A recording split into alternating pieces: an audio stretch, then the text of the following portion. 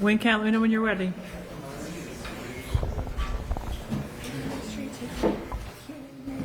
Nope. We're gonna just do like this and potentially make these appointments. But we're gonna start the hearing at 7:45. Okay. Oh, this chat is named SB, which is my husband's initial. Oh yeah, sorry, you can rename that one. All right, Wincam, we're good? Okay, so good evening, and I'd like to welcome everyone to the Select Board meeting of Monday, June 16th. We do have a public hearing at 7:45, which we will take up at 7:45, but first we'll do a few orders of business, like accepting donations and the town manager's report, and then we'll start the hearing at 7:45. So, thank you, Anthea, for donations. Well, thank you to the EEC. So move that we accept with gratitude an EEC stabilization grant of $13,720 for the Recreation Department Kid Connection Wrap EEC childcare license for the month of June 2025. Second. All those in favor? Aye. Excellent. Beth, can you do your report in 5 minutes or less? I we think have less. a few motions, I think, for appointments as well. So, So first up, I have 2 staff appointments. In accordance with Section 4-2B of the Town Charter, I've made the following promotional full-time appointment in the Department of Public Works of Jim DiTullio to Operations Manager, and I requested the board vote to waive the customary 15-day appointment period. Move that we waive the 15-day appointment period to appoint Jim DiTullio to the DPW Operations Manager. all those in favor? Aye. Aye. I'd like to congratulate Jim. He is a longtime employee, and he is taking over for Mike Wise's position. So, and the second appointment, in accordance with Section 4-2B of the Town Charter, I've made the following permanent promotional full-time appointment in the Engineering Department to Principal Clerk S27 of Lori Ferroli.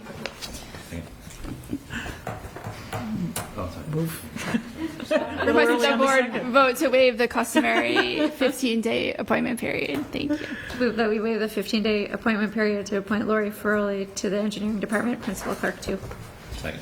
All those in favor? Aye. Aye. Okay.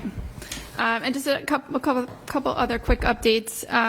Transfer Station Commercial Hauler Pilot Program, we have received 2 applications for that program, which is scheduled to start July 1st and run through October 31st.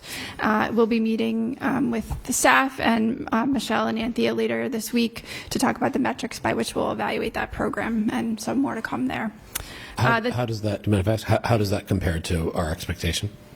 I think we figured there'd be 2 to 3, so right around what we anticipated. Yep. A couple project updates. Work is currently ongoing for the ADA improvements to the exterior of Town Hall and Library. So you can see in the back of Town Hall, in the library parking lot area, there's some work going on currently at the walkway near the library, and we'll be repaving the lot at some point. Currently scheduled to be closed starting June 23rd, but that date is subject to change with weather. We are also moving forward on the Morocco life extension work. We have the abatement work. Bids were open for that last week. We have purchase orders in place for the purchase of the carpet tiles and flooring, and we have bids out for the flooring installation and painting work. And we have Gale Associates under contract for the exterior facade evaluation. And Beth, can I jump in on that? If anyone is watching as a parent at Morocco and is available on Thursday, they could use some help packing up their classrooms.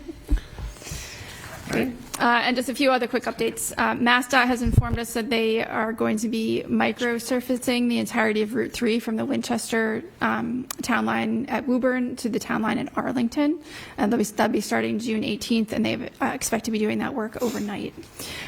Very happy to say that the playground at McDonald Field opened last Friday, and that we have one last piece of equipment we're waiting for at the Leonard Playground. That should be open hopefully sometime this week. The work on the McDonald Field pump station is complete. That station has been fully, the temporary station has been closed, and water has been turned over to the permanent station. Shore Road Culvert, we opened bids for that project late in May, and we're working to award the low bidder contract to the low bidder for that, and that work should hopefully happen sometime this summer. We also opened bids for the Town Hall library roof, library windows, and Town Hall clock tower project. Unfortunately, we were unable to award the alternate, which was the Town Hall roof and bell tower work. So we have awarded the base bid, which is for the library windows and roof, and we'll be reevaluating whether we need to go back to fall town meeting for additional funds for the Town Hall work. And then finally, the rapid flashing beacons. We've confirmed that the 2 beacons we've been waiting on were shipped, so we should hopefully be getting those soon. And we just learned late last week that the town did get the grant for the proposed rapid flashing beacon at Cox Road and Johnson Road. So we'll be working to finalize that paperwork and hopefully get that installed in the next few months. And that's all I had. Okay. Thank you. So I'd like to take one item out of order, and before I do that, we do have a public hearing on Kenwin Road. Is anybody else going to want to give public comment on any other topic tonight? Okay, with that then, Reagan McCain, if you're available, and come on up. We do have one appointment for the Committee on Names, so we thought we could maybe let you get out earlier than later, if you'd like to come on up. Yes, that would be wonderful. It is not a competitive position right now. There's one applicant, two positions. So if you could, we have your application, maybe give us a quick who you are, why you want to be on the Committee on Names. Absolutely. That would be great. Thank you. Thank you, Select Board members, Town Manager. My name is Reagan McCain. I've been a resident of Winchester for 19 years, and professionally, I am a graphic designer, specifically in visual communications around branding and identity. I believe that would lead me to be a great candidate for this position. I understand both the visual side and the written side of communications, how important both cultural relevancy, history, symbology tie into branding and naming, and how that sort of fits within sort of community building. Great. And thanks for your willingness to serve. Anybody have any questions for Ms. McCain? I know you did some work with the WCCP Committee for Town Day, so thank you for that. I got us some cool little logos. So, okay. If there's no questions, we can have a motion. Move that we appoint Reagan McCain to the Committee on Names for their term to expire March 31st, 2026. Second. All those in favor? Aye. Welcome, and thank you. Thanks for applying. Thanks, Reagan. Thank you. Okay. So now, if there's no one here for public comment, we'll move into the public hearing on Kenwin Road. I think I'll invite Toole to come up first, and then we'll invite some public comment. And those who do wish to give public comment, when I ask, just raise your hand and we'll call you up kind of one at a time. And we just ask that you not repeat what your neighbors say, perhaps. But let's start with Toole, and we will maybe close the hearing at the end of all of our public comment. But nice to see you back. Just before Erica gets started, I wanted to provide a little bit of background of how we got here. So this comes basically out of the previous Highland Ave study, as well as the transportation study that was done in 2023, where there were a number of recommendations. One was regarding the crosswalk that we're proposing by Kenwin Road across Highland Ave, but also for traffic calming on Kenwin Road. So Kenwin Road, there was one of the sort of more main streets, cut-through streets that was identified for traffic calming, sort of a lower cost potential project, but that needed to be studied and identified. So we worked with Toole over the past year or so on some concepts. Back in January, we had a meeting with some of the residents over Zoom. It was fairly well attended. We got some feedback. We've worked and refined the concept a little bit more. We're going to present that today. Erica will go through the sort of the technical details. We're looking for more feedback and perhaps to discuss some next steps. Thanks. Great. Thank you. Thanks, Erica. Take it away. All right, thank you, Matt. So as Matt mentioned, real quick, just we were a part of the townwide transportation plan for all of Winchester. And Kenwin Road is a small but mighty street that showed up on all the different metrics that we looked at. We look at utility for multimodal access. We're looking at where parks are located, public buildings, churches, schools, things like that. Recreation with the fells on the other end. All those things kind of create a more of utility than you may think when you first look at Kenwin Road. So I'll aim to be as respectful of your time and also thorough this evening. I know you have a packed agenda tonight. So Quick outline, we're going to go through existing conditions real quick on Kenwin Road, do a corridor-wide assessment, just kind of covering the full corridor, and then focusing in a little bit on Kenwin at Highland Avenue. Existing conditions on Kenwin Road, curb-to-curb width is about 23.5 feet. That kind of ranges 23 to 24 as you measure it across the street. No markings are present out there on Kenwin Road today. The speed limit signage is not present, so it's a prima facie 25 for townwide. There is truck restriction signage on both ends of Kenwin Road, and there is an uphill grade that is present if you're going from Washington Street to Highland Avenue, as you can kind of see in that photo there.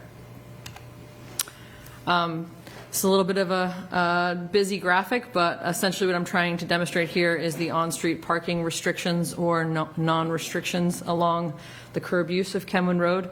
So the blue on the west side of the page, the left side, is showing unrestricted curb use. This means that you can park, in theory, all day, all night, both sides of the street on Kenwin Road. And then the red section is something that was voted on 30 years ago. It was, I think, in the 90s. There was a Early 2000s. Okay, early 2000s. There's a restriction for Monday through Friday, no parking from 6 a.m. to 9:30 a.m. and 1 hour parking from 9:30 a.m. to 5:30 p.m. Monday through Friday.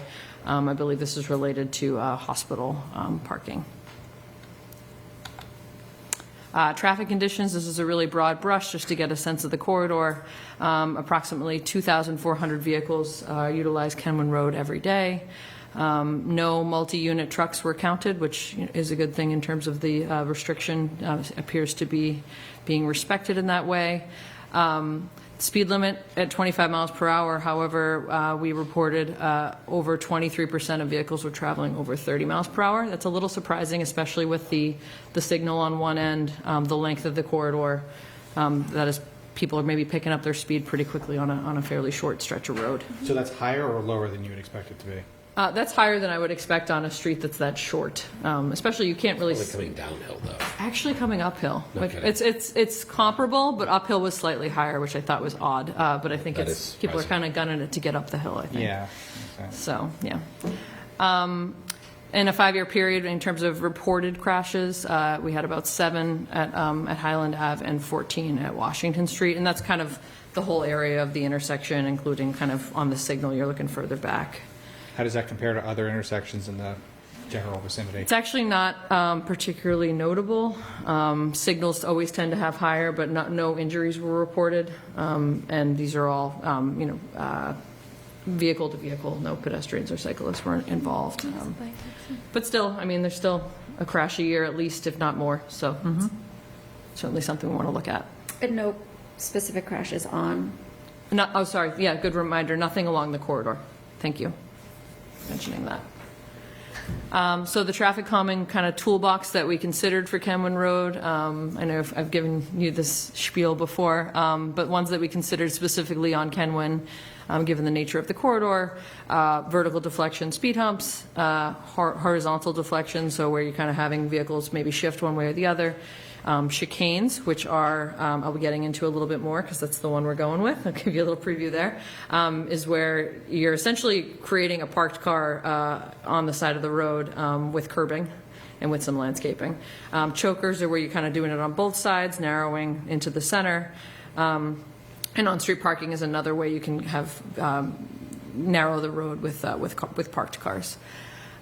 So we, as Matt mentioned, we had a public meeting, and we heard a lot of great things in response of the chicanes and not so much on the chokers. And on-street parking we haven't found is well utilized enough to really have it be like the only option for traffic calming on Kenwin Road. I went over speed humps, I'm sorry. The grade on the road is really a little bit more than what we'd like to see for speed humps. So we're not recommending speed humps on Kenwin Road for that reason. So this is what chicanes look like. I know the word is kind of funny. You can Google them and find all these interesting images. Essentially, you're alternating lane shifts. They're typically used mid-block, and it's essentially a curb extension mid-block. Typically a series, you want at least 3. You typically want them 200 to 300 feet away, or sorry, 250 to 350 feet apart from each other. can build off the curb to avoid drainage. You can kind of see that in the two images there. I know you have something similar along Main Street at Sheridan Circle, where you allow the water to flow behind the chicane. That one's covered with a kind of a channel on the top, and the other one's fully open to avoid any drainage implications. And they can be landscaped, which, of course, the images I found are pretty and landscaped. And there's also the option for concrete, which requires a lot less maintenance. So that's also appealing for that reason. I'm going to get to the plans at the way end, but I want to incorporate the Highland Ave intersection as well for discussion for what we looked at here. So currently it's stop control at Kenman Road and Appalachian Road across Highland, and free flow on Highland Avenue. We did evaluate if an all-way stop control is warranted. It is not, and it's like pretty below the warrant. Really doesn't stretch it in any direction to be warranted for an all-way stop control. And we also evaluated the feasibility of providing a crosswalk across Highland Ave. So for the crosswalk feasibility, the things that we looked at: where are sidewalks already? Where are we finding that people are using, essentially crossing without a crosswalk now, which, I don't know if I went out there again tonight and saw it again. Every time I'm out there, I see somebody, often with a dog, trying to cross Highland Avenue. And the reason for the utility here is the network connectivity. As we mentioned before, the Tri-Community Bike Path is off of Cross Street, which is an extension of Kenwin Road. Appalachian Road attaches to the Fells. So this is a place that people are recreating and kind of creating a network, a trip on this street.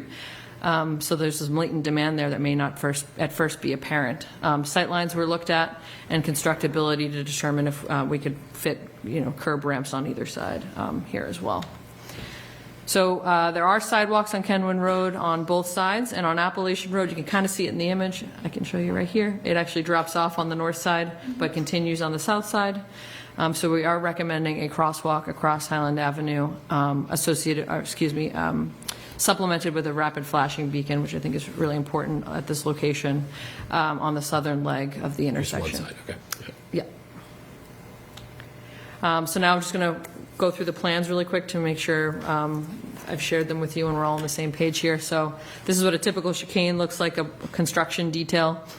This is demonstrating the gap in the back for drainage. We've got the sign that we've been kind of using for curb extensions in Winchester to ensure this reflectivity. This is important for plows and for especially while they're new. We actually were chatting with Matt here as well, and we think adding some flex posts along it just when it's first installed for additional visibility will be important. And speaking with the fire chief, they asked for beveled curb along the street edge so that we can, they can essentially mount this if they need to get around a car that's pulled over. I don't know if there's anything else that's important on this one. Oh, we're keeping 16 feet of clearance from curb to chicane face. The chicane is typically will be around 6 feet wide, and again, that's narrower than a parked car. And the length is what? The length of what type of car? They're about 20 feet long, so it's typically your parking spaces in downtown are 22 feet long, so it's a little bit shorter than that, right around a car. So with 3 chicanes, we're taking up 3 parked car spots? That's correct, but I also am going to get into a little bit of changes of parking here as well, so as part of this. I'll hold my question. Yeah. Good question. I don't have a north arrow on this. I clipped it out. North is up. Cross street at Washington is here. I'm going to work my way really quickly from west to east going up the hill. So we are recommending removing parking at the intersection. It's a safety benefit to not have parking right up against a signalized intersection. It really shouldn't be allowable today. So we're removing parking on this side, and what we're going to do is we're recommending putting the parking along the chicane, so it's essentially kind of boxed in on either side by parked cars if cars are parking, which also is a benefit of if we have any concerns about these being in the street, they'll be buffered by parked cars. And it's to encourage cars to park on one side of the street and not two. Currently you have 23.5 feet of width, as I mentioned earlier. According to the street regulations, you need 26 feet to have parking on 2 sides and 2 ways traffic. So right now it's actually not really compliant with your street dimensional regulations. So this allows compliance. We can walk through the different components of the parking here. I know Matt did a count, and I think we have 43 spaces on the street will be with this change. Preserved. So chicane in front of house number 9. This doesn't have any impacts on any manhole covers or utilities. Moving up the street, shifting sides for where the parking is allowable. Of course, not in front of any driveways. In front of house 20.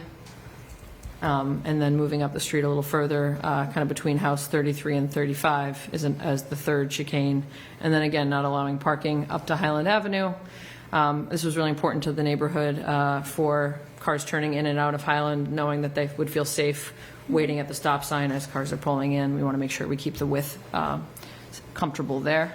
And again, marking crosswalks, adding the crosswalk, the rapid flashing beacon, adding a short center line to define that space a little bit further. I think that's the high level preview of this recommendation. So the recommendations are update the parking restrictions along Kenwood Road, as I just kind of covered quickly there, install 3 chicanes along Kenwood Road, and install a crosswalk across Highland Avenue with a supplemental rapid flashing beacon.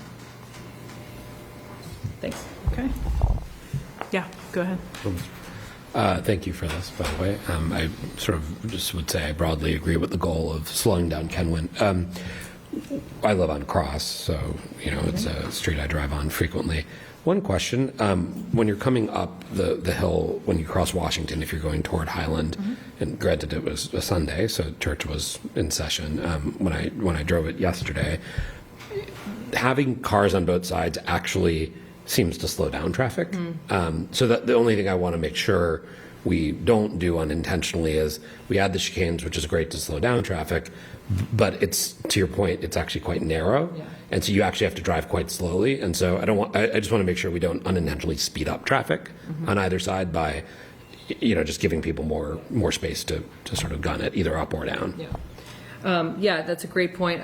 So I've only really heard of the phenomenon. I know there's some landscaping trucks out there. I've seen that, and I've seen the church parking as well. I think typically, though, I was out there again tonight, and I've been through there many times now. And of course, you all know better than me, but I'm not finding that it's usually very parked up, and so typically, I don't think that this is It's not solving anything. Got it. Okay. And I do think that this addresses the concern that some residents have around, especially on the ends of the streets, having parking on both sides and then feeling like they're turning in from the main lines. And I'm hearing about near misses at least. So.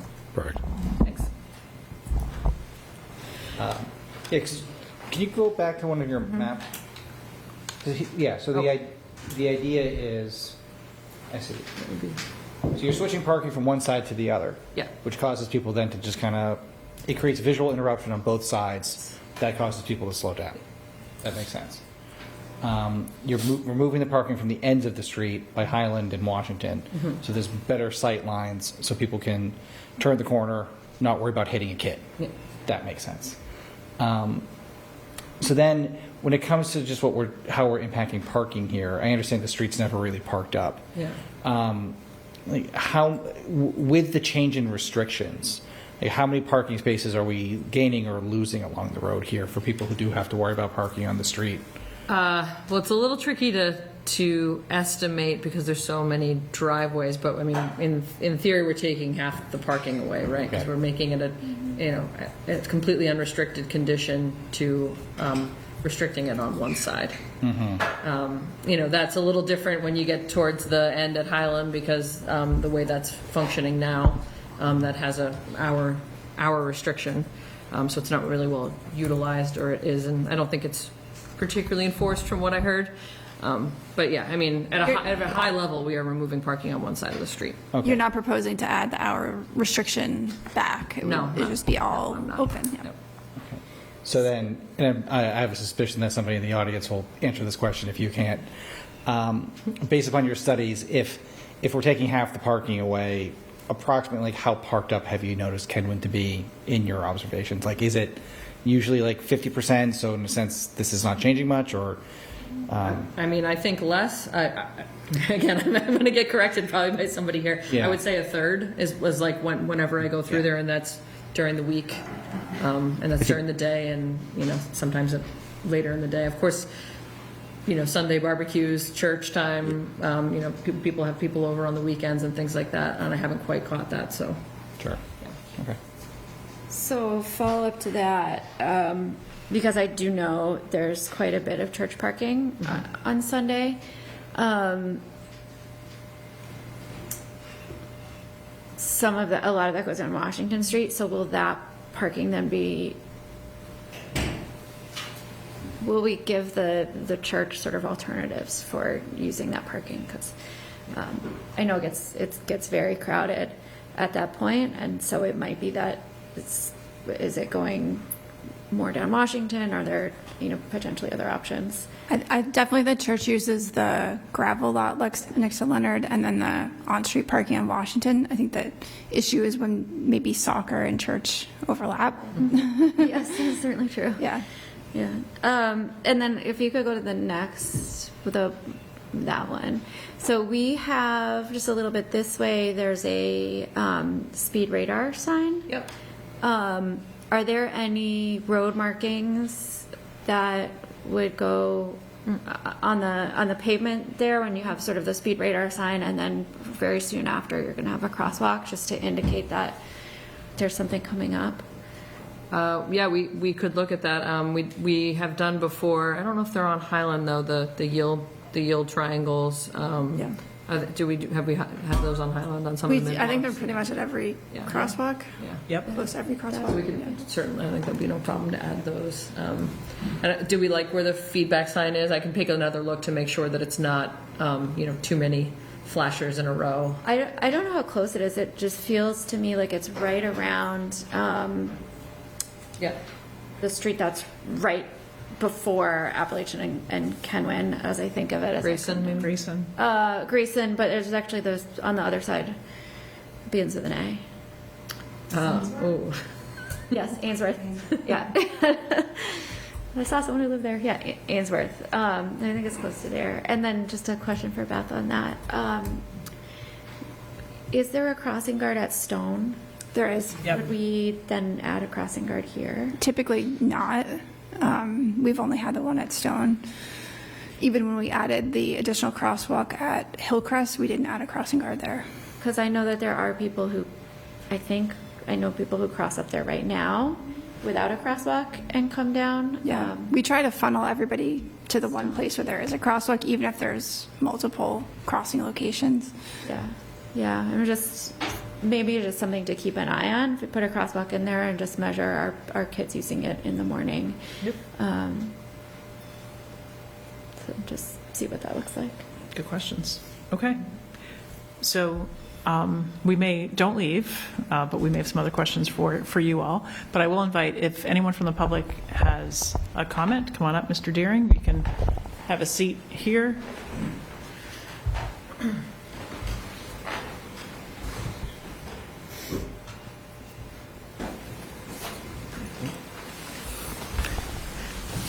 Good evening. Good evening. For all you newcomers to town, I'm Bob Deering. I was a selectman for 6 years, sitting out there. 20 years as chairman of the building committee. I'm still a current town meeting member after 40-some odd years. But the real important fact that I want to say, I've lived in Kenwin Road for 49 years. So I know what goes on at 49 Kenwin Road. Just in due respect, I think the plan you have in here is not going to solve the real problem. It's not speeding, it's volume. You see, was it 2,400?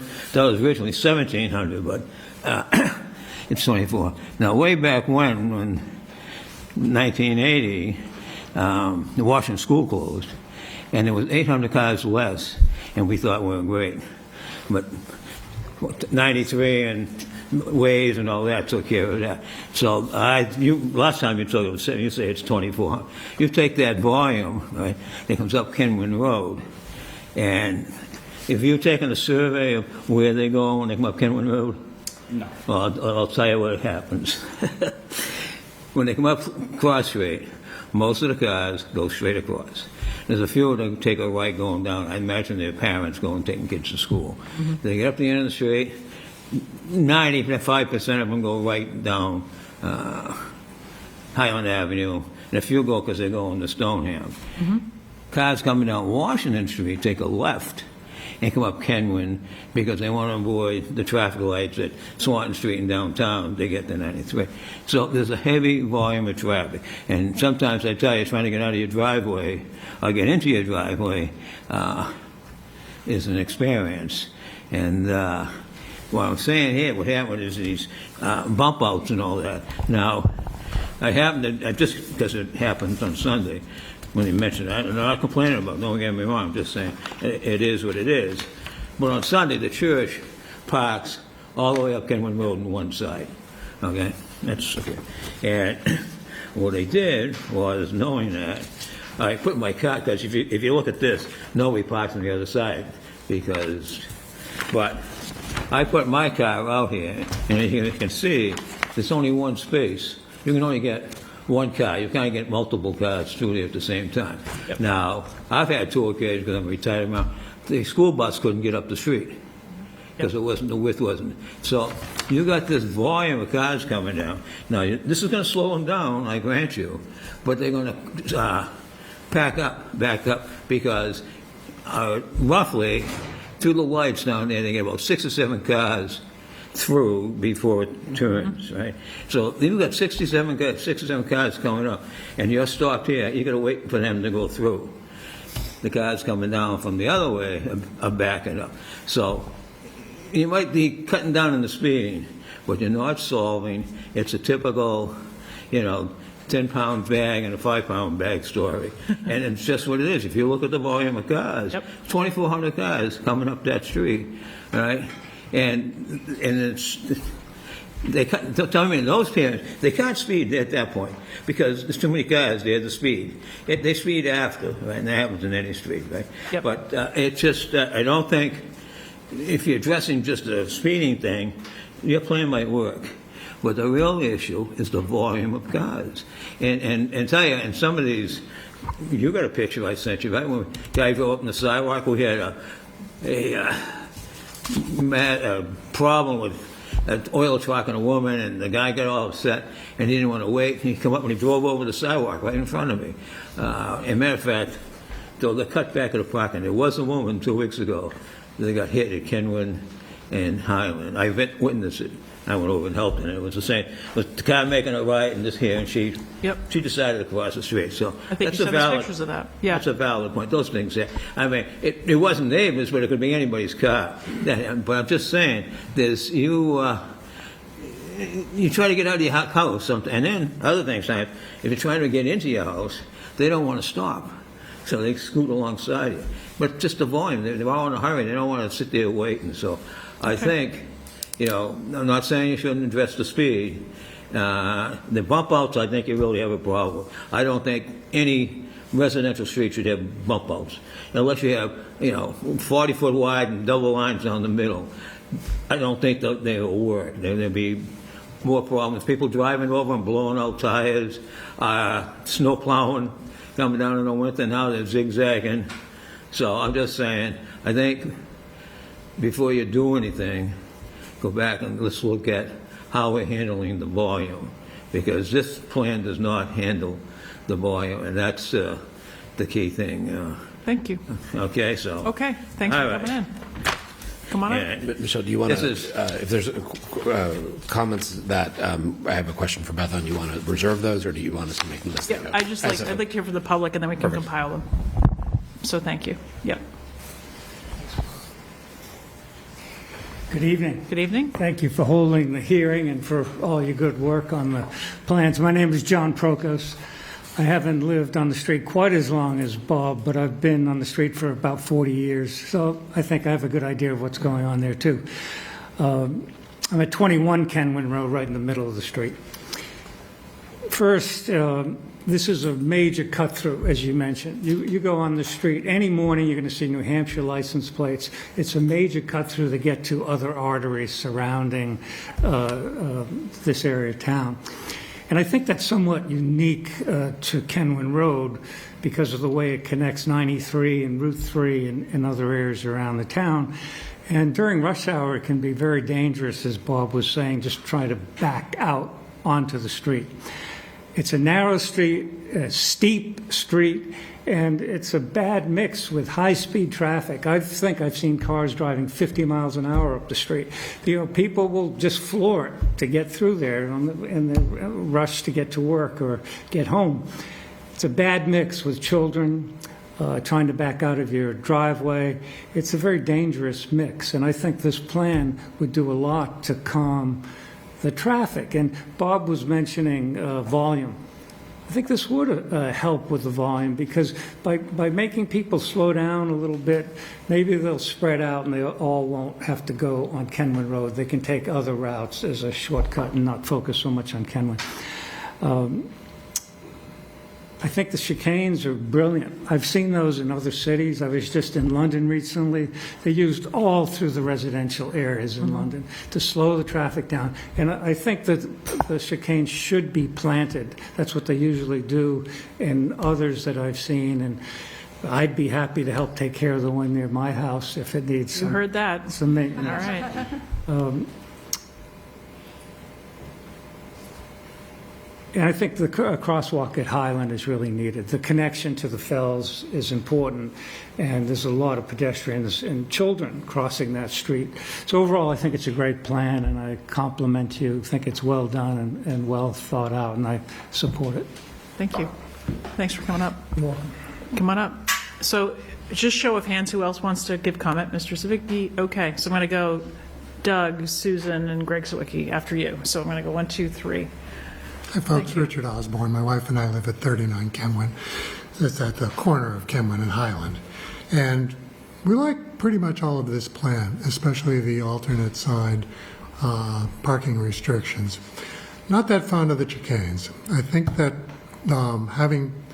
they serve the same purpose as parked cars.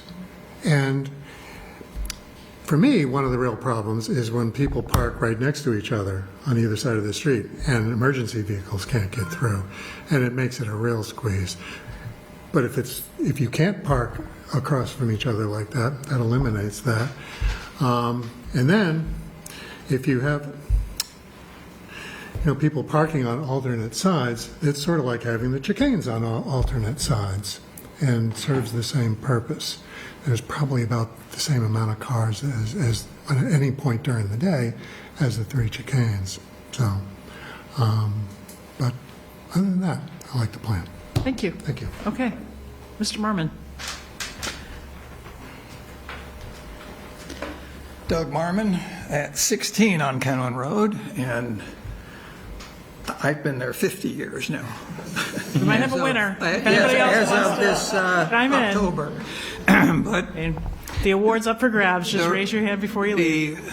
the real event that was important was when they did over Washington Street and put in a traffic light at the bottom of Kenwin Road.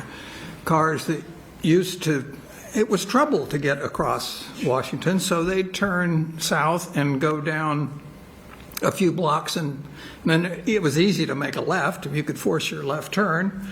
And so it kind of spread the traffic out. Now everybody wants to go straight up Kenwin Road. So I definitely think the problem is congestion, not so much speed. We occasionally have somebody who, usually with loud exhaust pipes, who step on it at the bottom and make a big racket going up the hill, but not too many.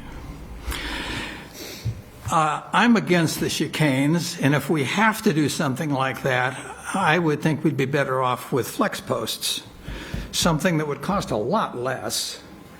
And if we decided that we didn't want them or they were in the wrong place, it would be relatively inexpensive to change it. I do feel sorry for the church, because they use every space on the south side of the street for their Sunday services. They're very popular. And we're taking away parking spaces.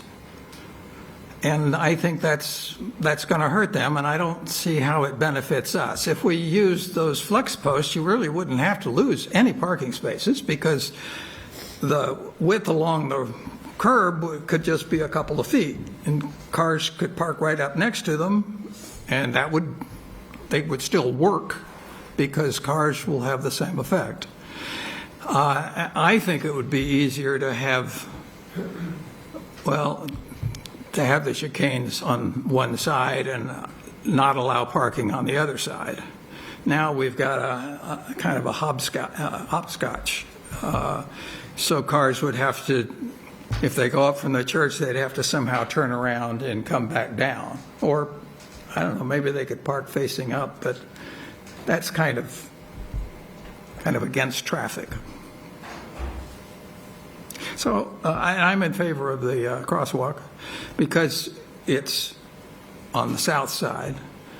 It's still difficult. The crest of the hill limits sight lines, which make it difficult now. I mean, if you know, I mean, you can look to the south and see a couple blocks, no cars are coming, and start across. But if somebody comes over the hill, I don't know. Well, certainly the blinkers would warn them. Yep. I don't know if just painting lines on the street would make those pedestrians any more visible. But those are my ideas. Thank you. Thank you very much. Appreciate it. Ms. Radicchio.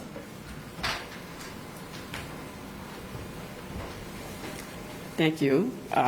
Susan Verdicchio, 28 Kenwin Road, and let's just say I've lived there a long time. My kids are grown now, moved in when they were small.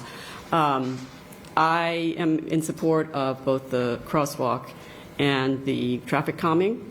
I think the crosswalk is much needed because not only people out for walks or people coming from the fells, but there's also a number of sort of commercial or after-school activity type locations on Cross Street, and people will come up the hill and need to cross from there's a fitness gym, people are running. Anyway, it is a really, it is a much-used corner.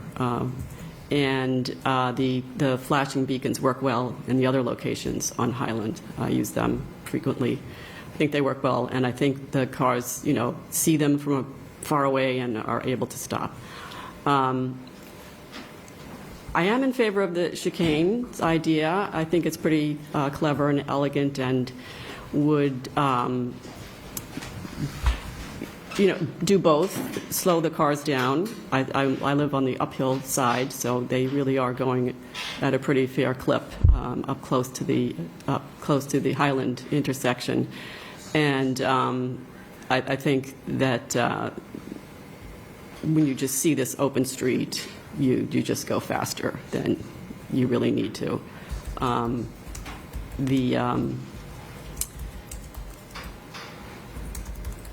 Actually, I just have a question, and maybe it would help people understand if, it is a narrow street, and I'm kind of concerned about construction vehicles or emergency vehicles. So can you tell us like how wide the travel lane is around the chicanes? 16 feet. Okay. And that's okay, Yeah. according to engineering. That aligns with all the kind of goals, and it's actually a little bit wider than it even thinks it needs to be. Okay. And we did Go ahead. work with public safety, reviewed it, police and fire. Yeah. And one of the reasons for the beveled curve, which is kind of like a curve that has a little Can you speak? curve that has a little angle on it, is that if, say, someone pulls over on the other side of the chicane and an emergency vehicle's going by, they can Right. kind of go over the chicane and they won't hurt their tires. Oh, I So see. that was definitely something that was considered. Similar to what you did at where Forest comes into Yes, Cross. exactly. With kind of a beveled slope down. Okay. Good. Okay, thanks. The only other thing I would note is that, yes, the church parking does take up pretty much the length of, the parking spaces on the one side, but I think if you have parking on, where it would be allowed between the bump outs, I think that they would be fine, and they're very considerate and only park on the one side, so I'm sure they could, just work on letting everyone know that that's going to change and, to look for parking elsewhere. I do recall some instances of road rage, and I think making just everyone slow down and realize that it's a residential street would maybe minimize that as well. So I'm fully in support of the whole thing. Thank you. Okay, and the last person I think who raised their hand was Mr. Sawicki, so come on up.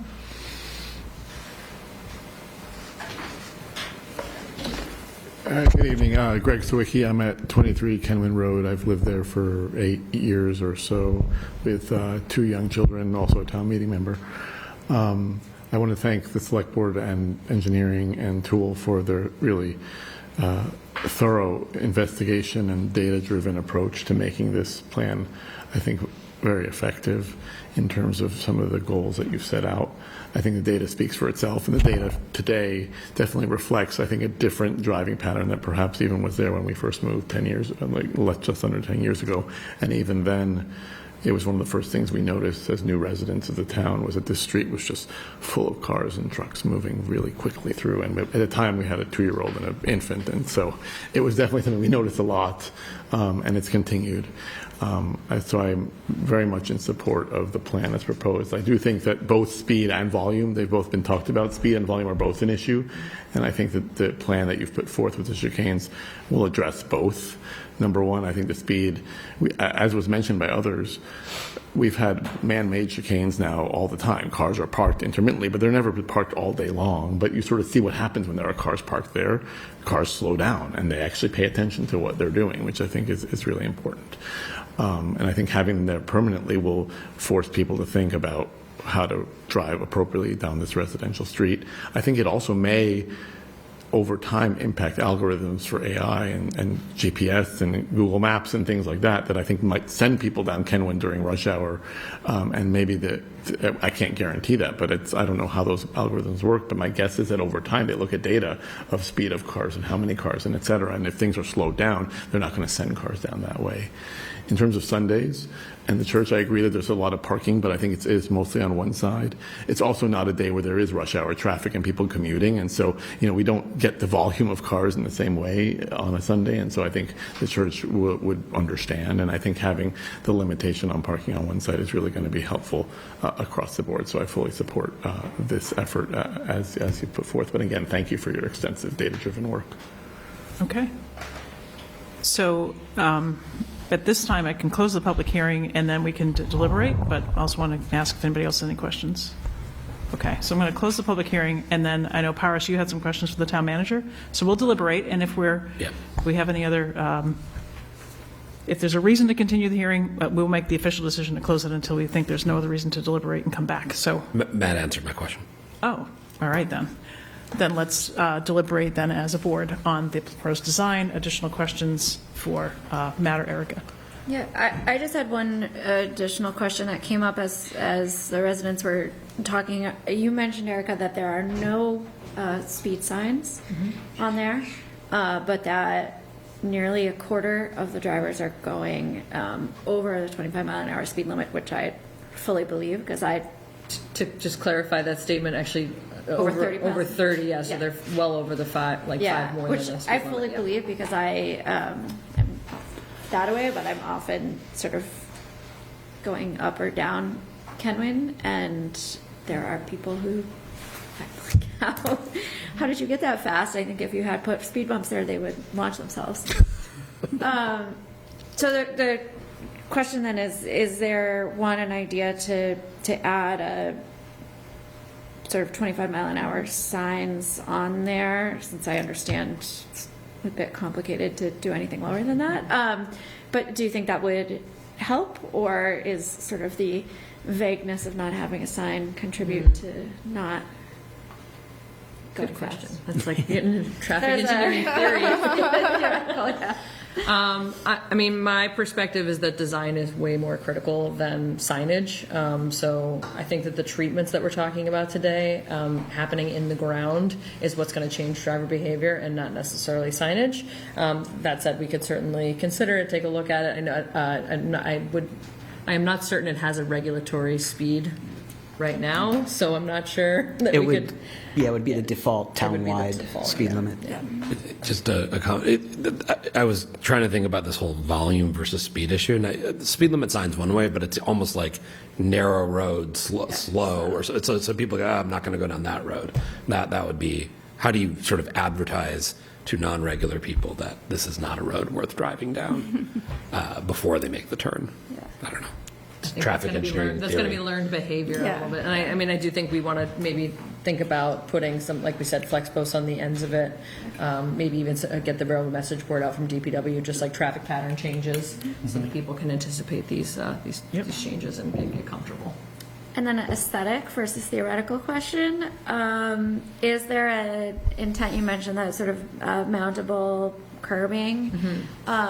Is the intent that the chicanes would be sort of cement, or I heard an offer to plant it, but like, or would that be maintained or like volunteer maintained as? I think as long as it's volunteer maintained, we would be willing to work with folks on some kind of planting other than cement or just grass, but the default would either be grass or, cement is also, concrete is also more expensive, so it would be nicer to have landscaping, and we certainly heard during the meeting a preference for some greenery. We wouldn't want to be planting trees or things like that, but we would, Yeah, and that actually does have a That's little good bit of for a traffic drainage, calming element to when it gets more vertical like that, so that can be a nice addition as well. Okay. Other questions? Granite curbing, concrete berm, or asphalt berm, what's it made of? Granite curb. Okay. Other questions? Comments? So, Matt, the next step is to get some additional capital funding to finish the design and for construction as well, correct? Yep, so we're just working on capital for next year. So the intent would be to put in a capital request to fund basically construction. There wouldn't be, a very involved design because we have a good concept. We would work with DPW on ways to kind of limit the costs and work with Tool, but that would be the next step. So It includes the chicanes plus the rapid flashing beacon. And I think to some of the comments, so this would come back to capital, to fall town meeting, where a lot of Kenwood Road residents are members of town meeting, as we know. I just wonder in the interim, in that design phase or in the initial installation, if chicanes versus the temporary kind of posts, something that verbally sort of sets the stage, because I think to the point of you've placed them in front of certain houses based on distance, based on the own traffic flow, and not that we should do 2 instead of 3, but truly if we shifted by a house or shifted by 5 feet, if we had some way to do some interim traffic calming with some other non-permanent structures, it might be useful to see how the behavior changes before we literally start pouring forms and permanently changing the streetscape. So capital is obviously the next step for the funding to do so, but I think even implementation, understanding how people live with it and the neighbors live with it would be useful before we make them permanent. So you want to go ahead? It's probably the same thing you were going to say. And we can certainly look into doing some kind of trial or test run. I think one of the important things would be to consider, at least on a temporary basis, changing the parking so that it matches the chicane pattern. I don't think we want to do the chicane and not do the parking at the same time. Even, like I said, even if it's for a temporary period, just to get some feedback.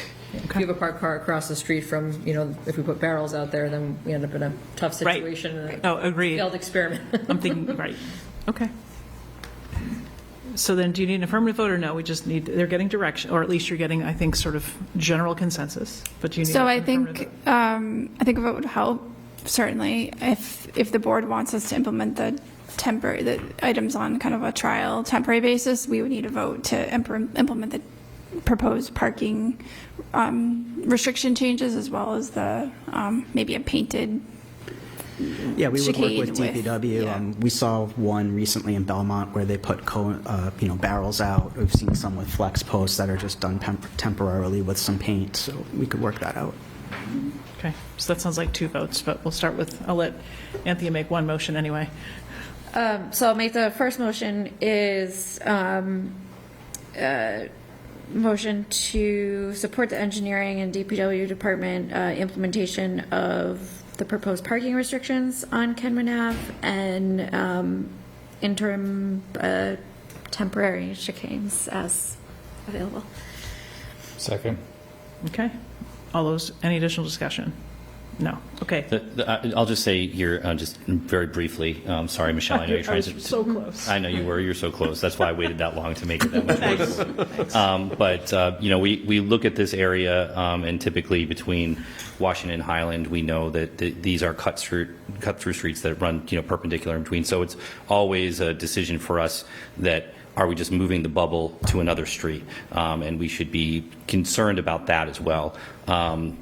This, I think, anecdotally and from some of your evidence is probably one of the worst, cut through streets in that area. And so I do think that we need to try something like the chicanes, certainly the crosswalks. And the only question I had for you, Erica, was if we have an ability to, on some of those sidewalks, just kind of pull in the corners a little bit as well, because I know that's always when we're kind of shortening the crosswalks, but also not making it so easy for people just to fly up and just take a quick, right if they don't see anybody, because I think that's what happens a lot on those.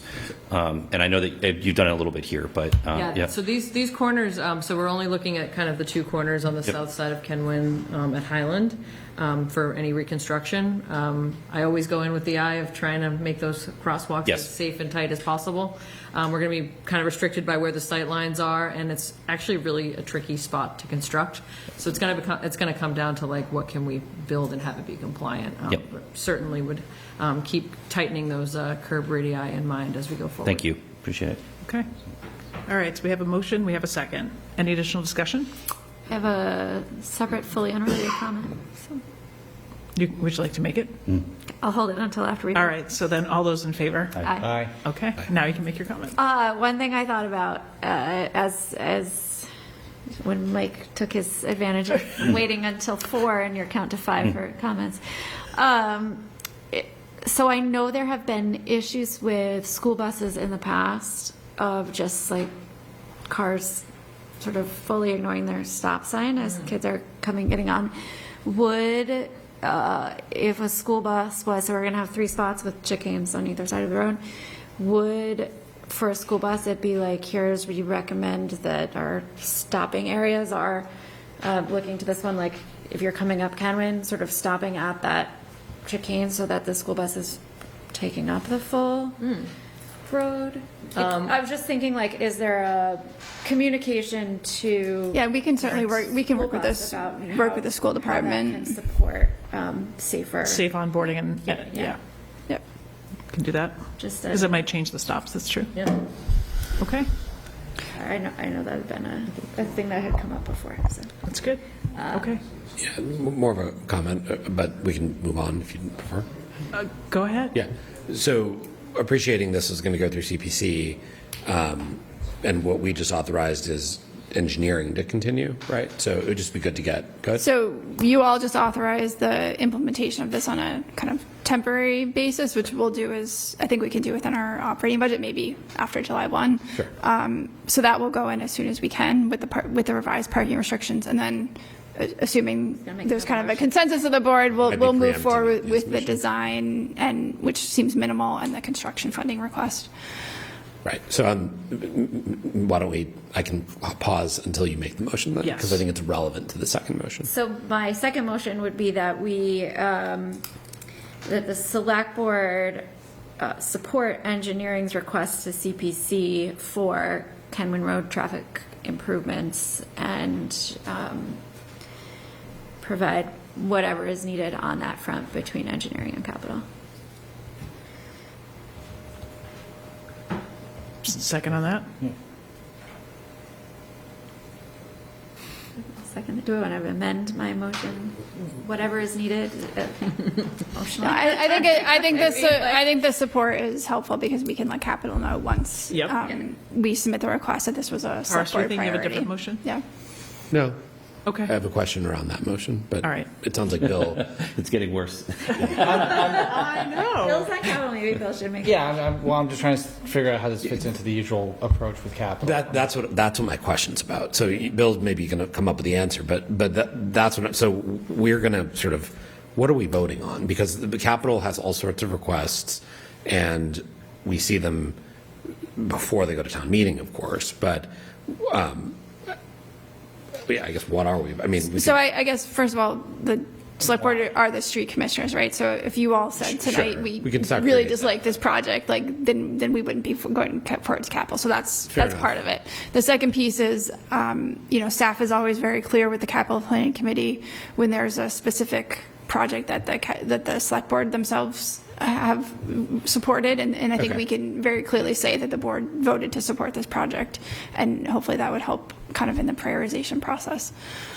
So that's super helpful as a comment. I mean, I would even go potentially one step beyond that, which is, I mean, CPC has by tradition, not by charter, but by tradition, sponsored capital bylaw, the articles in front of fall town meeting, but town manager, select board could as well. I mean, the CIP is by charter yours. Sure. They're just advisory, Yeah. right? And so I would take the view that if we like this project, we should sponsor it. We should put it in front of fall town meeting if CPC chooses not to, because they are Beth's advisor, and by tradition they've put the articles forward, but there's nothing that requires that to be true. Yep.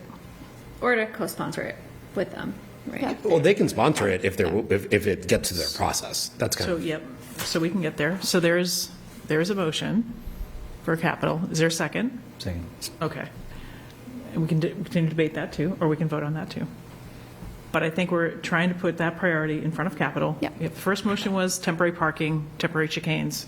Second motion is advance this as a priority to capital planning. And I think that's a fair point, Paris. I think we're just, hopefully this will get prioritized through the Great. capital process, and we can just Yeah. continue The on only that thing I'd direction. just ask If is it just let us doesn't, know. then we can explore the alternatives. Yep. All right, all those in favor? Aye. Okay, great. So Matt, don't leave. And I think next up we have Complete Streets. We're going to just bump the Board of Appeals appointment, and then Chesterford Pond and Quill. The plan. As part of the plan, yep. I don't know if Erica stays or not, but certainly I know Matt needs to. You're gonna. Which one is this? This is Complete Streets. Oh, yeah, So I same. think we just need to do. This one you gave us in our packet. You have all the tabs, so there you go, Matt. So again, I'm basically going to pass this off to Erica, but the engineering department's been working with Tool Design Group to update our Complete Streets plan. The plan was last implemented or finalized in 2016 as part of the state's Complete Streets program. Communities that have accepted Complete Streets plans can then apply for funding, for grant funding, for implementation projects. So I'll let Erica go through the process that we're going through. This is kind of high level, but we wanted to just provide an update to the board. Yeah, and just to set the stage, this is really just more for informational purposes. I don't think we need a formal vote of the board. It's just, we're kind of trying to update this plan to bring in a lot of what we put together as part of the Transportation Master Plan, so we can start applying for these Complete Streets grants again. Yeah, so my presentation this evening on the Complete Streets Prioritization Plan update is all about process and not about actual projects, just to give you that background. So a little bit of history with the town of Winchester. 2016, we completed tool design with MAPC, completed a Complete Streets Prioritization Plan as part of the first round of funding. The town was awarded $400,000, and many of the projects have actually been completed, which is really great. In 2023, we worked with the town to complete a town-wide transportation plan, and this covers everything. This includes like maintenance projects, enhancement projects, $1 million projects, all the way down to $10,000 projects. So that's just a sense of that. And then now in 2025, we're applying for new funding as part of the new round of funding with the state and doing an updated Complete Streets Prioritization Plan. So the program funding focuses on projects that improve safety for pedestrians, cyclists, transit safety and access, fills gaps in the network, think, sidewalk gaps, bike lane gaps, things like that. Incorporate safety countermeasures, demonstrate project readiness is really important. You want projects that can be built fairly quickly, don't require a lot of public process, aren't going to be super contentious, and require multi-years of outreach. The funding's up to $500,000, and the deadline for getting the updated prioritization plan for this tier is September 1st. So the application, I think it's kind of a funny, nebulous idea. It's really just a really ugly spreadsheet, honestly. So it's a spreadsheet we fill out, and then you walk through listing all the projects in order of priority. So what we're doing now, that's just a screen grab from the town-wide plan. We're working with engineering and the planning departments here and relying heavily on the transportation plan because we did a lot of significant public outreach and participation as part of that plan. So we really think that that's kind of the outline in our path forward for projects in Winchester. But what we're doing is honing in, as I mentioned, that was a super broad plan that covered, safety measures and, some vehicular things, some projects that are really big, some projects that need a lot more study and outreach. We're really focusing in on projects that are pedestrian and cyclist focused, safety focused, estimated to be under $100,000 roughly because you only get $500,000. And what we're looking to do is fill sidewalk gaps, provide curb extensions to shorten crosswalks, get some rapid flashing beacons for some of those crosswalks that people have been hoping to get them for, radar feedback signs, things like that is what we're kind of focusing in on for this application. And lastly, just where we're at in the process and where we're headed. We've actually completed a site visit. I'm sure this harkens back to the 2016 plan where we went out there and looked at all the locations, and it rained a little on us. But we did a nice long site visit, looked at all these different locations that are part of that bigger plan, evaluated relevance and feasibility of the projects to fit within the program. We want them to look like good projects for MassDOT to fund. Working up planning level cost estimates, providing a draft plan to engineering and planning, and this is all going to happen over the summer to try to meet that, or we will meet that September 1st deadline. And should the funding be secured, we anticipate that further outreach and engagement and design will happen as part of that process. Great. That's it. Thank you. And you'll be back to tell us where that's going. Right. Sounds good. Was that whole piece behind McCall and Lincoln complete streets? No. Okay, all right. So just grab some You're all excited for a second. distracting you with I was like, photos. you have done do this? I know. You just showed us your best project. I'm very proud of those projects. You should be. You should be. All right. Next up, updates on Chesterford Road at Pond Street and intersection Okay. options. Next tab, I know, just close it and move left. End of traffic engineering.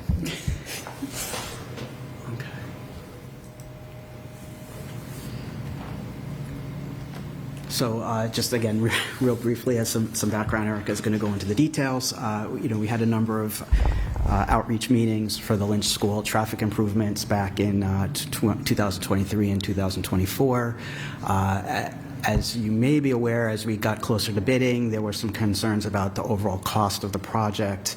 We had to make some changes and some deletions. At that time, we had removed the curb extension at the intersection of Pond Street and Chesterford, which is on the left, and Erica will go into more detail. After the project was awarded and construction began, some of the residents reached out. They quite saw the marks on the street and saw that it wasn't being done and asked us to reevaluate what could be done there. And as a result, we did go back. We met with the contractor now that we have a contractor on board, and we discussed further with Tool some of the design requirements, and we're back in front of you today to review kind of adding back in the thing that we had removed previously. Thanks. I don't have a great presentation for this one aside from this engineering plan. So essentially, what you're seeing clouded in red is already included as part of the bidding package for the Lynch traffic calming neighborhood projects that contractors under contract to construct everything that's within that cloud. As Matt mentioned, we initially had provided curb extensions and new ramps on Pond Street at Chesterford on both sides of the street. And as part of the process, we heard a lot of positive feedback and asking for more on Pond Street, and didn't hear a lot of resounding excitement about this. To be frank, it was cost-benefit analysis. When we really started looking at the engineering, we found we're not really pushing it out as far as the value of building it. We felt that ramp really, it can really only get pushed out, like the tactical pad is only going out like another foot there. So we got a little creative as what you're seeing in the plan now. What we're going to do is kind of pull the curb out a little bit further than where the tactical pad can go. This is a tricky corner. We were sort of like, is this really worth the headache of all the design, like we were kind of spinning out on it a little bit and felt that it really didn't add enough benefit. So we pulled it. Where we focused more was kind of making this more robust on this side of the street. We incorporated some hardened center lines, like essentially like little kind of plastic, so that people don't kind of float over the center line, because that's something we heard for making turns. This radius is a lot wider on this side, so we thought that that was really important, where this one's a little tighter. But ultimately, what we're hearing from residents is that while there is not a sidewalk on Chesterford Road on this side, it actually ends like a few houses, or it's a gap. Kids do walk on Chesterford Road, and they would like to have a little bit more coverage for that at the corner, so that cars are coming onto Chesterford a little more slowly. So that's the intention with this, and that's, you know, something that we didn't have sight of at the moment, and now we do. So this new plan, I guess just under existing conditions, you've got a 58-foot throat kind of length of the crosswalk across Chesterford. And this plan, including that new curb back in, brings it down to 44 feet. So that's 14 feet difference, which is a pretty significant exposure difference for people walking to Lynch. So we are recommending incorporating this back into the plan. Just want to chime in that we were able to add this back into the plan in addition to the things that we had added when we revisited Pond Street. So we, you know, you may recall we added in the hardened center line. Yep. We added in pavement markings, which aren't shown on this plan, but we can accommodate all of those things and have this bump out. And the one other thing I wanted to point out is sort of this geometry is dictated in part by the fire trucks. In, I think, the winter of '23, we went out with the fire trucks, had them do the turns, and it's a tight turn for them, making that right from Pond onto Chesterford, and that's sort of dictating what our design is and what our limitations are. Okay. All right. Thank you. So the work proceeds, and with those changes, and I mean, 14 feet is significant, and thank you for that. And thanks for going back to the drawing board and for listening to the concerns. I think that's helpful, and we appreciate the update as well. I know the work is very much, you know, underway and in the mix, because school's going to be open before we know it. Okay. Any questions for Eric and Matt? No, I just say thank you guys for continuing this conversation. Obviously, we've been doing a lot of this without the kids and the traffic, and so we're, you know, really relying on a lot of anecdotal information from the neighbors, and there will also be more kids and more cars at this building than there were before, substantially. So I think doing more will benefit us in the long run, so appreciate it. Okay. And then, so we can move on to the Quill Rotary, striping plan. That would be the last of our traffic business. Do you have any questions? There are, I think a member of the public here would just be, I mean, it sounds like they're responsive to the concerns. If they're not, maybe you can hear that, or if they are, great. No one raised their hand, so that's what I was just going with. No one kind of made themselves known, Just, so. Yeah. I got it. Yeah, if you, I didn't know there was public comment available on this section. generally not, but since you're here, go Well, yeah, ahead. just because I just want to make sure. I just want to thank you. So I'll be responsive. that's fine. Really, I want to thank you. I think it makes a big difference in the neighborhood. You that's what I guys was appreciate looking your for. time coming out, spending it with us.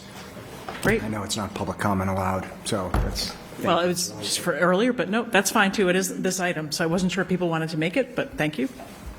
If I could chime in also, just as a resident, also to thank you and appreciate you coming out and meeting with us. You know, as we've talked before, you know, the residents are still concerned about a lot of the speed issues, and we're giving this a try, and we appreciate your willingness to do this and then do the speed study, and then we can see, you know, whether it solved it or not. Yeah. So, but thank you for coming out and addressing this. Great, thanks. Okay, now we will move on to Quill Rotary. Thank you, Paris. Sorry for hijacking the order No, that's there. okay. Great.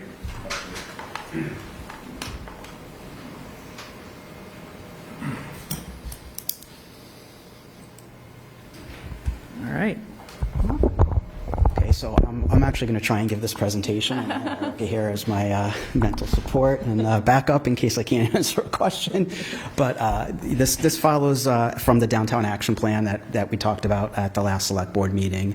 As part of that process, Karen had mentioned that we worked with Tool on sort of a short-term or temporary line painting plan, working with DPW to stripe this summer. And when we were looking at it, we noticed we are planning on formalizing the loading zone that is under the railroad bridge, sort of between Shore Road and North Main Street. So I'm before you here tonight to get your approval for that. I'm also happy to answer any questions you might have on the striping plan. I think we did include the entire plan in the packet. Mm-hmm.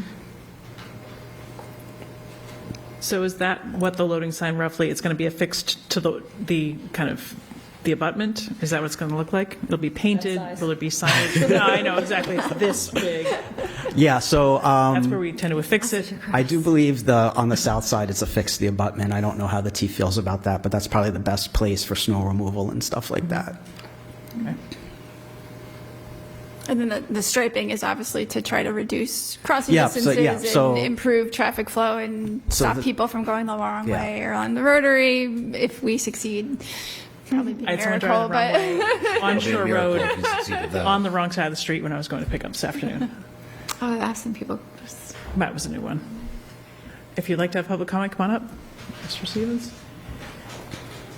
John Stevens, I live on Vine Street.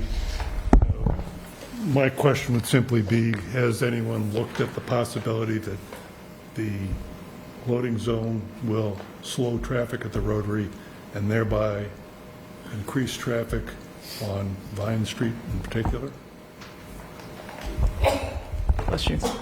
So trucks are using the loading zone informally already, so I think the objective is to formalize it, but I can't read the dimensions from here, but the rotary will still be plenty wide enough to accommodate the existing traffic, vehicles, trucks, etc. They may have to go into the hatching, a large vehicle, but it does accommodate everything. And this is consistent with you gave us the update last meeting around the overall downtown. So this striping you'd presented 2 weeks ago to Select Board, right? And it was... Yes, Karen. Sorry, it wasn't you. I'm sorry. Tool did. It wasn't you, Erica, but the royal you. Yes. And so this is more detail on that, that initial improvement that we had asked. What can we do? What can we paint now without doing all tree plantings and different Yeah, so this is intended to be relatively low cost. It would be signage, striping. There are a small number of bollards that we're going to try out and see how they work to enhance the safety. And DPW has indicated they can do that through their operating budget. So we would work with them to implement it. The long-term plan includes curb line adjustments. This is sort of the low cost right option. Yeah. Low cost, high impact. Yes. That's what we say. Okay. Any additional questions? Anybody else in the public? I'm going to look around. And okay. that will be sometime this summer? Yes. All right. So do you need a motion from us? I think we're looking to formalize the loading zone. Okay. With a sign definitely that big. What gets done first, all of this, or Laraway Road gets back to us? 8 by 10. Sorry. So motion to approve the designation of a loading zone around the Quill Rotary between Shore Road and Main Street. Second. All right. Any additional discussion? No. All those in favor? Aye. Aye. Thank you. Thanks for all the updates tonight. Thank you. Okay. Thanks, Erica. Thanks, guys. Thanks, Erica. Thanks, Matt. Thanks, Matt. Thanks, Matt. I think you're free at this point. Thank you. Yeah, well, you can't. Marathon, get out of here. We do have one topic before we get to climate leaders, so that is our WCCP update. I see Ms. Marshall came in. Thank you. If you come on up, please. Yes. Do we need another board appointment before? Jonathan is. I think we'll just do it. Okay. Well, let me do this then after WCCP. Thank you, Bill. I didn't realize that Mr. Chikola was here. Thank you. Sorry, we're a little out of order, but we're still going to stick with the WCCP update, then we'll go back to Board of Appeals. I didn't realize. Nope, you stay here. Okay. Nope, you stay here. You got the seat. I'm It's here. all yours. Yes, you might as well. So we had asked, Select Board, we talked about this a couple of weeks ago, invited Ms. Marshall in as our appointee to, the CPA, WCCP is trying to do some applications this summer to have a pilot, to potentially move some projects forward to fall town meeting. And we wanted to, as our Select Board appointee, wanted to see if there are some specific questions that we had as a board that we could coalesce around that we wanted to give Ms. Marshall some, encouragement to advocate for. I think that's our goal. But I want to start with you, if there's anything you want to share with us around process or questions for us or anything we can help you in your role with before we task you with some things. I want to start with how can we be helpful? Thank you. I appreciate that. No, I think we're well underway. I think you all know we have a public hearing scheduled for June 26th well, I'm not going to get the time right, so I'm not going to announce it. But their public notice is online, and we encourage everyone to come, hoping to open up preliminary applications in early July, finalize them in August for fall town meeting. We'll see how it goes. It's kind of all a very pilot program. Hopefully it works out. Either way, we'll learn something, and we'll keep going. We'll learn something. That's 6 p.m., by the way. And with the timing, the warrant will close in September, like third week in September for fall town meeting, and the WCCP needs to bring the projects to fall town meeting. So that window of August and early September will be a lot of decision-making for you all. Exactly. And that will be on an annual basis, more or less our timing near the end of the process. We're trying to align with capital as much as we can and follow that process every year for fall town meeting. Okay. So with that, thank you for the update. We had, in the manager's report, we, I think, heard that 160 Forest is officially now owned by the town. That's an affordable housing. It was deeded to us for the purposes of affordable housing. That's certainly a CPA eligible type project. So wanted to throw it around to the select board. Maybe if people want to just one project they have, and maybe I'll start with Mike, but is there anything that we think we want specifically select board sort of support at the table, that we have one seat and one voice? The town manager is there, but is not a voting WCCP member. So I'll start with Mike. If there's one or two projects that you think, hey, CPA, it's the first bite at the apple, I think select board should do X. I'll throw it to you. First of all, thank you so much, Christina. I know the WCCP has been a lot of work. I think the work product coming out of the committee has been excellent, and I know we've been really pushing the timeline on you guys, so it's very much appreciated. I would identify two projects, as Michelle said. 160 Forest Street is a great affordable housing project for this kind of pilot position that we're in now. It's a single-family house, and it was deeded to us from a resident, and town meeting has supported it multiple times in multiple ways, and so to get that online would make sense. And then, the other bigger project probably would be the tennis courts in that area. I know we have some infrastructure issues to take care of with the road on Palmer, but I think that's going to be a long-term project for us, and we'll have to do in different phases. But I think we probably have to start sooner than later on whatever phases those are, and that wouldn't necessarily come from us, I don't think, but maybe probably maybe a joint application or something. So that would be my two. Okay, thank you. I'll take notes, and then we'll try to summarize for you. Thank you. I'll watch the recording later. We don't you expect mean Packer Ellis. I'm sorry. Yes. Yeah. Okay. Yep. Packer Ellis. And we don't assume you know all of our shorthands. We'll do our best to sort of summarize for you. I've heard a lot about tennis courts and Yes. all over the place. So I just want to make sure I have the right Yes. Yeah. Thank you. Okay. Paris. Yeah, thanks, Michelle, and thanks, Mike. Christina, thank you. Good to see you.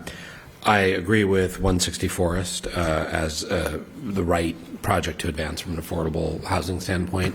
I think it's the logical one, especially because it's sort of right in front of us. Get that going. On the tennis courts, I agree with that broadly. So that whole corridor, and I see some members of town meeting who are here who are very active on that area. I had a meeting with, I think Michelle joined as well, with a couple of them this week, or maybe it was last week. There's Packer Ellis, which is the big project, and then there's stormwater issues coming off of Palmer. The smaller project right next to it is Beauregard Park, and so there was a beach there. There's a splash pad. It's kind of closed now. I think Friends of Wedge Pond, Friends of Winrack have a pretty thoughtful plan. I think, Mike, you were getting at some of that.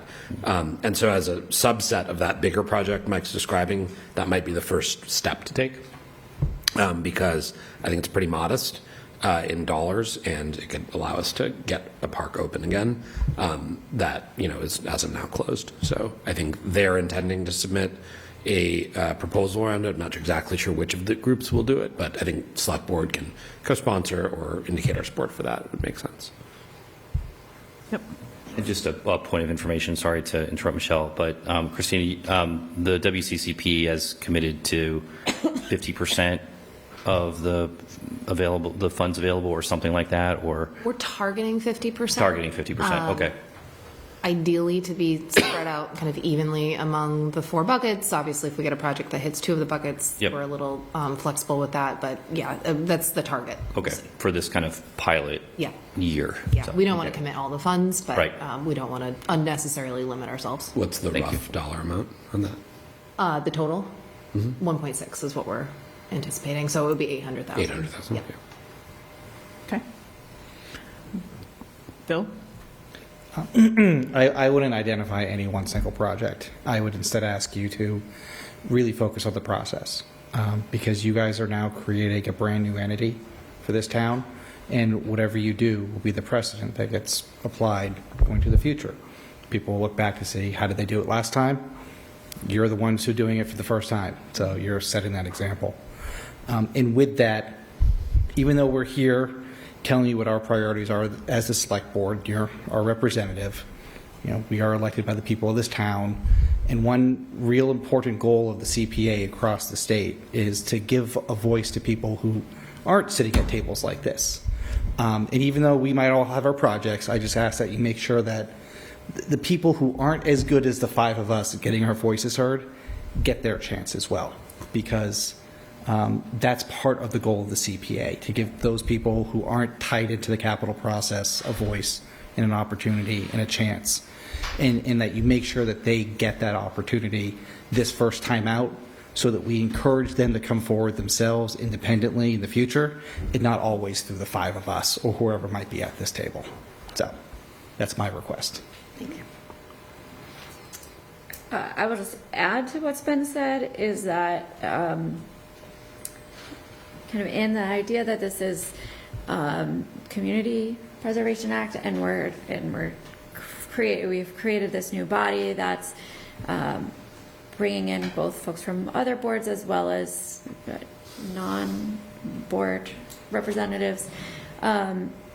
Is that whatever sort of comes out of this, that it has really good visibility. So, it might not be something super big or super fancy, but it's something that can easily be pointed to with, post the sign in the ground that says CPA project, so that people are seeing the return on that investment in not just an actuality of a return on investment, but like a tangible, identification of, we've introduced the CPA and we are seeing an actual direct outcome visibly to us. Okay, thank you. So I think I will throw my sort of vote toward 164. As I spoke to the Affordable Housing Trust Chair earlier today, and they do intend to give Select Board an update in June on 160 Forest and all the plans, and I think they definitely intend to file an application with the WCCP for 160 Forest, which would be affordable housing and potentially historic preservation. Town meeting knows that the town got possession of it, so I think that one is something that town meeting, who appropriates the funds, they're familiar with, something that we would like to see move forward. And the Affordable Housing Trust will be giving the Select Board an update probably in July on RFP process and how to move forward, and the WCCP will get that as well. So that seems like an important thing, that we have a Select Board priority around affordable housing. We have a piece of land. It'd be nice to see something happen, to Anthea's point, visibly, timely, and tangible. And I think whether it's Beauregard park where the splash pad was, or it's the house, the bathhouse, or it's something with the volleyball courts, the select board move forward with approving volleyball courts, sand volleyball courts. However, if that's the Friends of Rec or however volleyball ties in, but however that application comes through, you probably can't do everything with an $800,000 pot of money spread across a couple of priorities. But something that can be done within the budgets that you have, I think to make the park more accessible, the buildings more usable, the spaces just safer and more welcoming for the community, I think would be an improvement, whichever side of that waterfront the investment's in. So I think that's where I would land. So any other thoughts?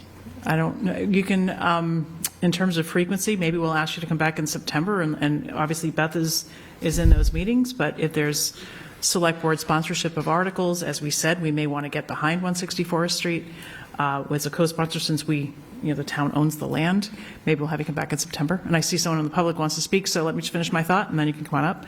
So we may ask you to come back in September, or just send us a written update on where things are and where you've landed and how the select board can support you in that role. Okay, that sounds good. So come on up if you'd like. Hi, Brian Carlisle with Friends of Wedge Pond. Sorry for going out of order with public comment. Didn't know the That's okay.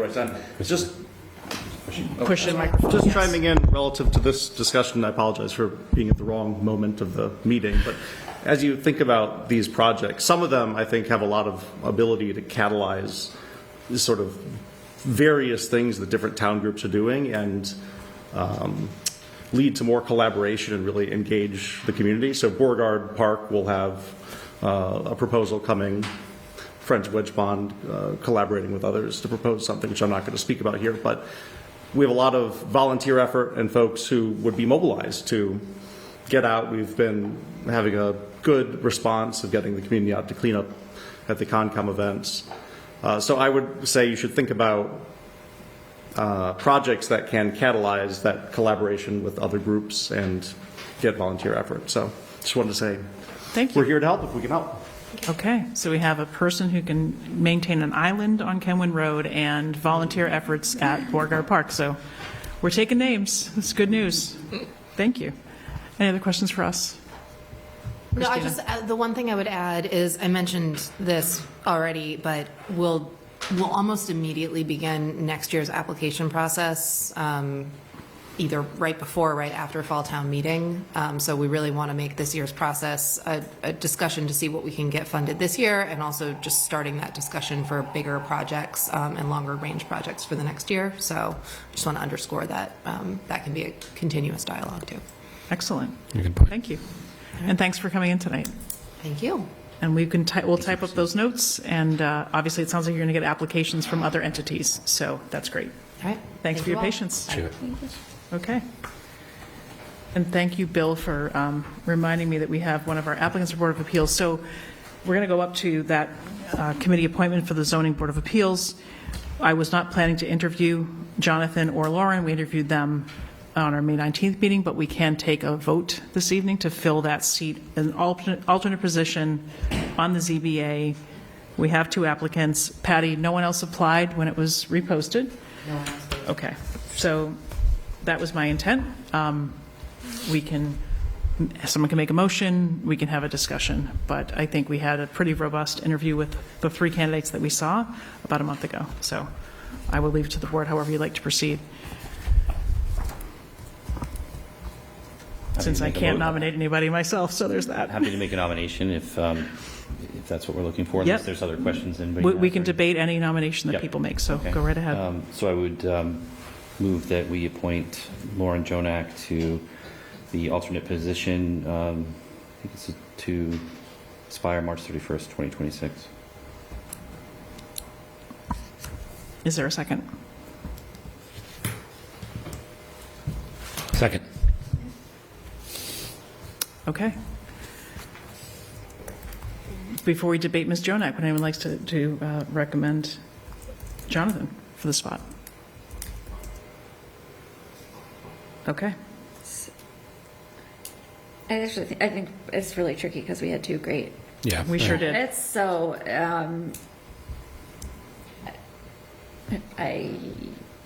it's a little tough to start out with a motion, I think both would be great. So So that was just the way it started, the discussion. Yeah. I agree with that comment. Oh, yeah, we're going to debate, so I just want to make sure that we're debating either both, but we can certainly debate the merits of both applicants because we're very grateful and lucky to have two qualified, interested people raise their hand for ZBA. Yeah, so process-wise, if we discuss both of them, and I'll make a motion for Jonathan Cacciola for ZBA alternate.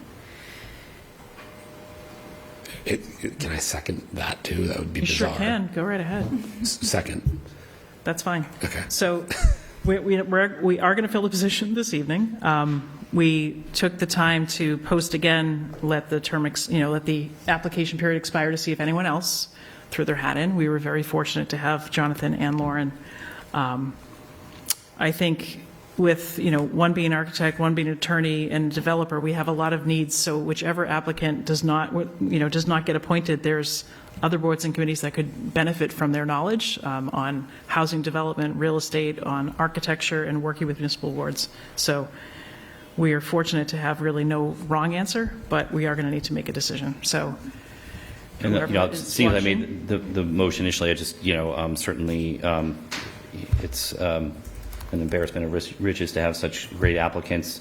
I'm glad they're both applied for the position.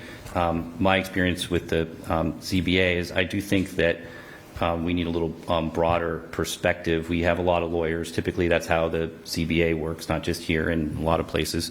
And I think having somebody with an architectural background would be extremely helpful to the ZBA, and that's just my perspective. I think the ZBA is it doesn't necessarily require, but it's good to have some technical skill there. But a lot of it is just hearing, being reviewed, applicants coming in and being reviewed by your peers as much as anything else. And so I think that personal aspect of it and the empathy that goes along with it is facilitated by the skill more than just having a bunch of lawyers acting as judges, making decisions. And so I think some of the diversity there is where kind of tipped the scale to me. Okay. Bill? I encourage both Ms. Jonak and Mr. Cacciola to step forward and volunteer. So you've got some explaining to do now. Yeah, I'm sorry that I have blessed this table with too many good options. But that just means, to second what Mike and Anthea said, these are the good problems to have. And I wish we had the opportunity to put both of them into positions immediately. I don't think we can do any wrong here. I don't think I could choose between the two of them, as I've pushed them both forward. But, I know that either way, we're going to have one more new person on the zoning board who's going to work hard, bring careful consideration, and protect our town while also trying to make it a little bit of an easier process for the applicants. And that's a difficult balance. It's not always one that people appreciate, but I think both of these applicants can do it. Okay. Anything more you want to say? I mean, truly, we are in a good position when we have multiple people applying for roles and we can't choose between them. Statistically, we could all just pull out a coin and flip it. But I think either way we'll end up with something, with somebody great in this role. So I, fully support either candidate. I think if there was a will of the board, I would go with it. And it sounds like we're all in a tough position. So we'll take. I think. Yeah. So- let's take a vote. Unless go ahead, Powers. Yeah, no, I agree with everything everyone is saying. I think I do see Mr. Casciola's skill set as a little bit broader, which is very helpful. I think there's some very important volunteer roles we're trying to fill across town beyond ZBA. I do see Ms. Jonak's experience as more immediately additive, given the other members, not standalone, but given the other members and the backgrounds that some of them bring. There's multiple, attorneys, on that group. So for that reason, I would support Ms. Jonak at this time. I think there's a lot of very significant volunteer roles, though, that we have vacant right now, and hopefully we can sit down with really whichever applicant, but and talk about some of the other things that we don't have two excellent applicants for. Like a personnel board, for sure. Finance committee at the moment. Okay. So I think in fairness to having both have motions, let's take Mr. Chacola's up first. We had a motion, we had a second. All's in favor of appointing Jonathan Cachola to the zoning board alternate position, say aye. I'm just technically, I think this is improper. I think you can't have two live motions at once. All right, then. So I will, I think the motion from Ms. Jonak was first, because my It was, so I was going to, you want to withdraw? motion Fine. so we can- Thank you. Then we'll go that way. I was trying to give both equal hearing, but that's fair, Bill. All right, so then all those in favor of the Lauren Jonak to be appointed to the term, the alternate position, all those in favor say aye. Aye. Yes. Aye. Okay. Then that position is filled. And thank you for your interest.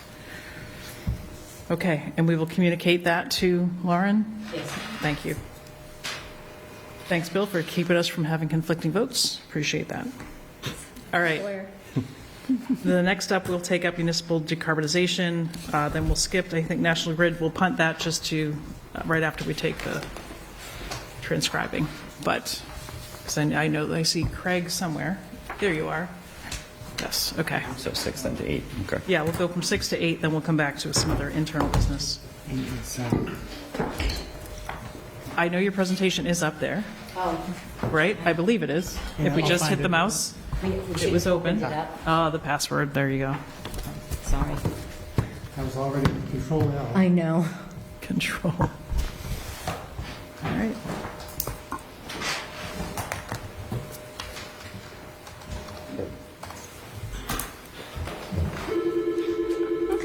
And it always calls. Very secure. I love that. Oh, that's why the phone's ringing. Okay. Okay, now I can do Control L. Now you may. Look at that. Great. Good evening. Ken Pruitt, the town's Sustainability Director. And Rick Eno, Chair of the Climate Action Advisory Committee. And thanks for having us back for round 2, our second presentation on this topic.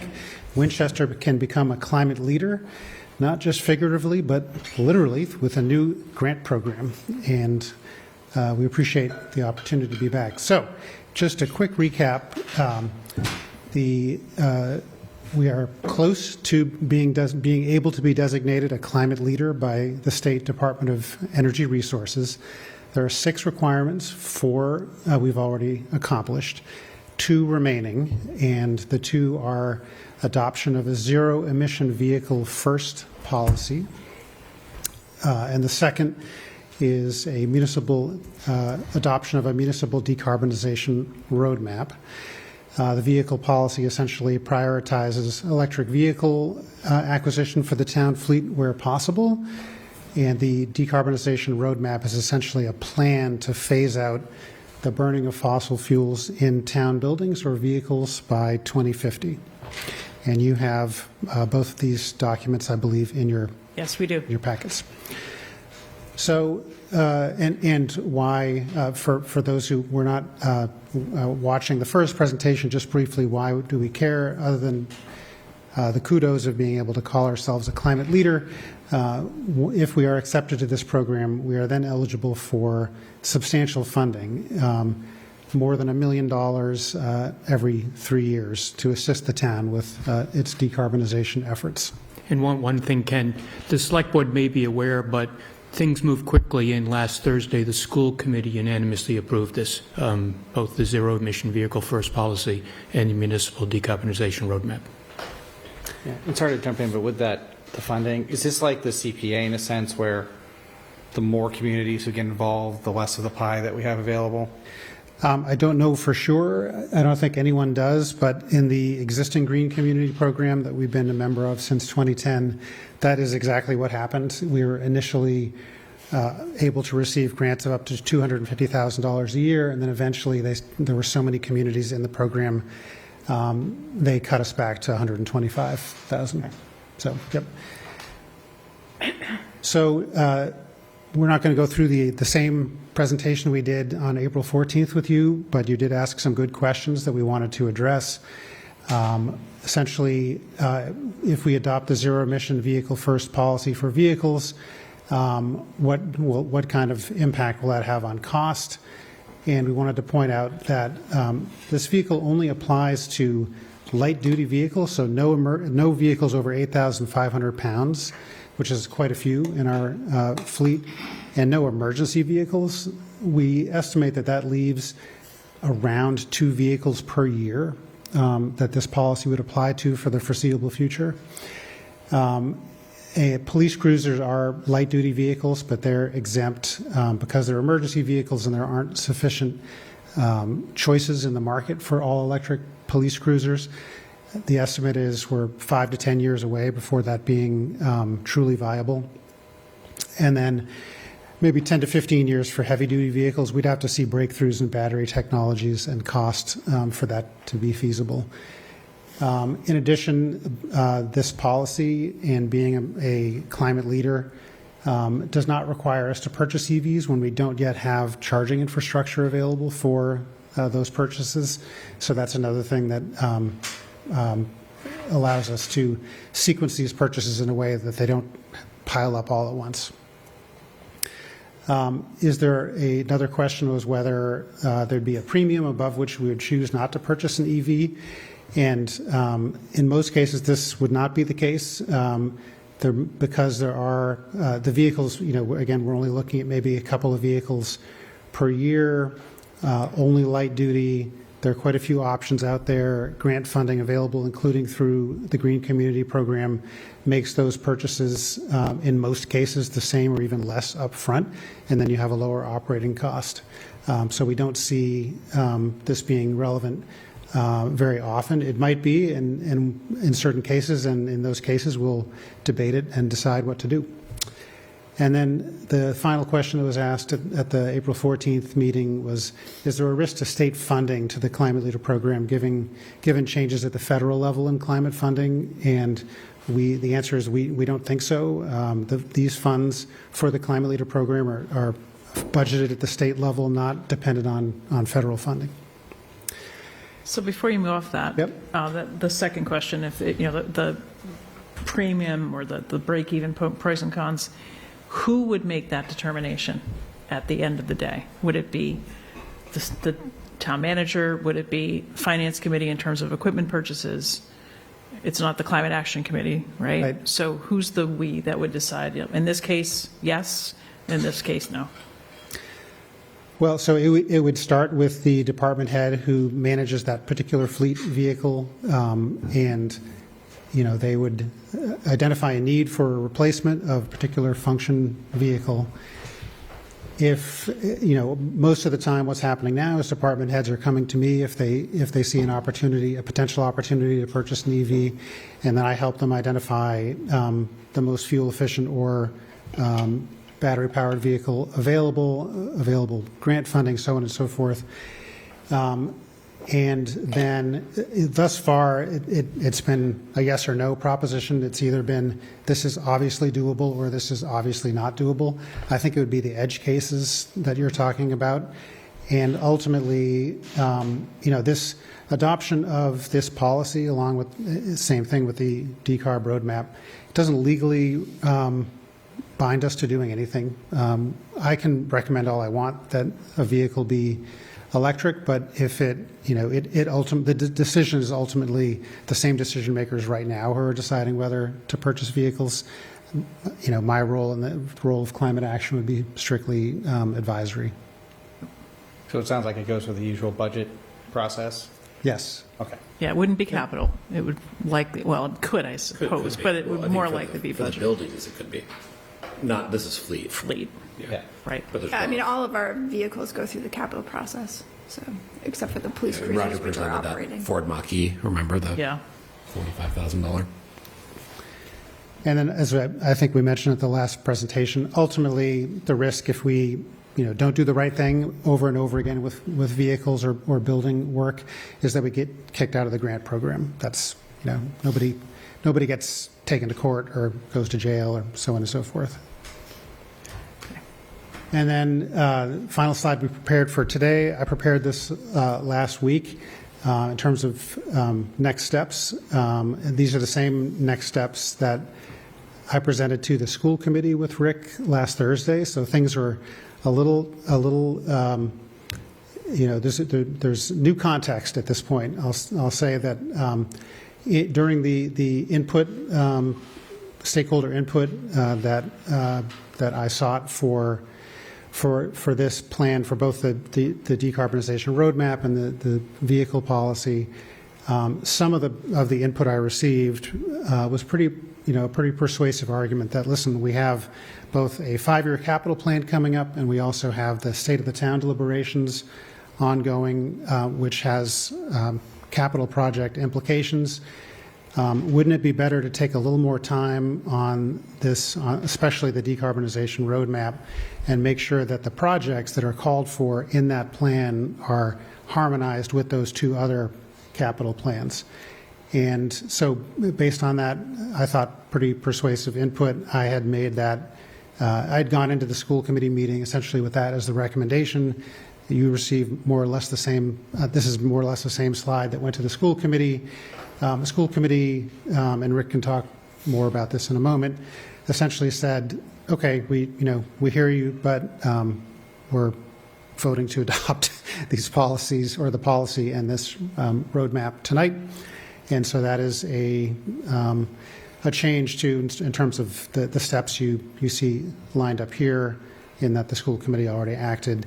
The final 2 points are the same, that once adopted by the select board and the school committee, we then apply to become a climate leader community. The next application deadline is June 30th. After that, it's December 31st. Once we're accepted into the program, which is at least a multi-week process, usually multi-month, then we're eligible for not just the $1 million decarbonization grants every 3 years, but also one $150,000 technical support grant. The idea is that's an engineering grant to design what you want, and then you then apply next for funding to do that thing, to do that project. That's essentially all I had, although we have some backup slides that I think are in your packet. The but I was going to turn 150, you get it every 3 years, or you get that once ever? Yes, both of those is every 3 years. And I know at this point I'll turn it over to Rick. Yeah, and thank you, Ken, and thanks for having us here. Just to acknowledge some of the other people that are here tonight that worked on this. Ruth Trimarchi's here, Wei Chen is here, who led the electric vehicle portion. Josh Bears is here. You remember him from town meeting last year. He led the work on the specialized energy code, and Rachel Chisney's here also. The reason for the work on this is we identified this as a high priority for Winchester almost a year and a half ago. And it was our top priority as a sustainability initiative for the town. And it's really in lockstep with the town's climate action plan. They both essentially have the same goals, and this gives us a little juice to get there. What we learned over networking this in the last 6 months or so, it's really been pretty non-controversial. I mean, there's been a lot of good questions on mechanics. How will the program work? Just like the question of how will the purchases be made. But I don't think we heard anyone that said we shouldn't be in this program. So then the question is, when do we do it? And I think the committee is very much aligned with the school committee in the vote last Thursday, in that really it saves us time, and we get in the queue earlier. And even after we submit, there'll be plenty of time at the state as the state processes this.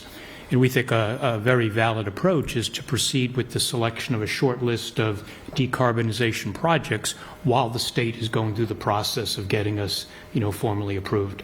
So really keen to, express our support to adopt this, and hope the select board sees that the same way. We're pretty much very enthused about it, and think it's a very good thing for the town of Winchester. Okay. I don't think I have any questions for Mr. Eno. I think we've talked a few times before tonight, so I'm going to turn it over to anybody on the board. I'll start with Anthea. I think there's something to be said for the sort of first mover advantage, right? You get in there and you get the funding while it's available before a lot of others jump on board. I think being the work that's been done so far has put us, very close to being there with this program, which I think is great. And from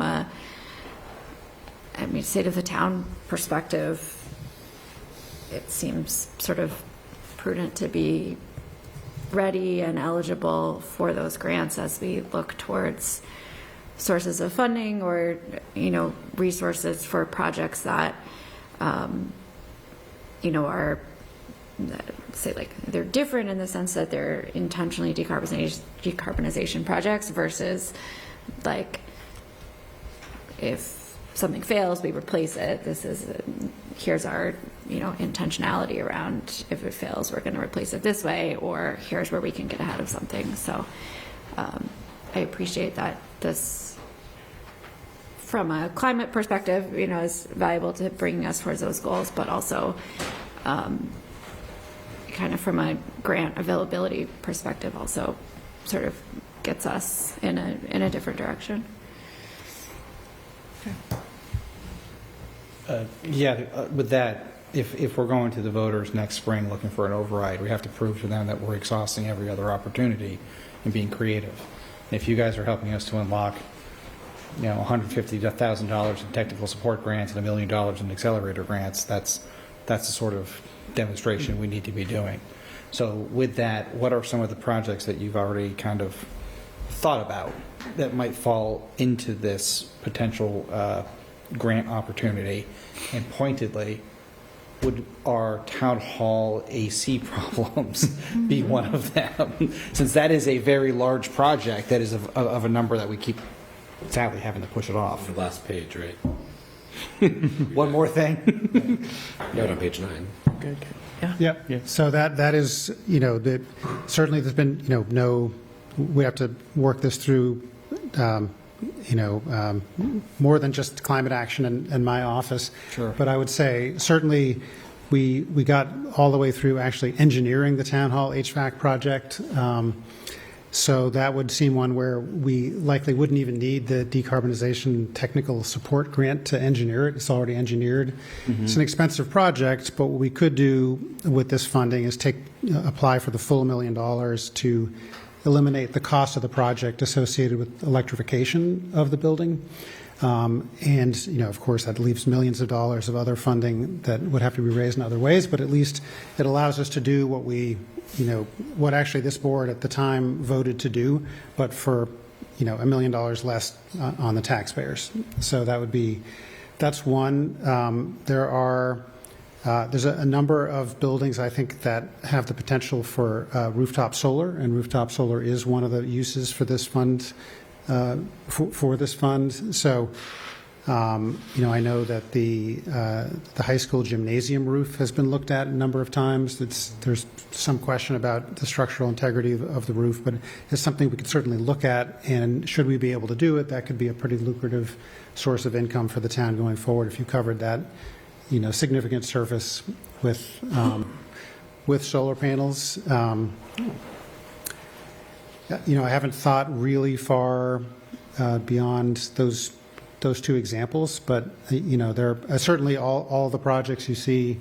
The Firm Power Options was the company that was provided to Winchester in terms of technical support from DOER to help produce this plan.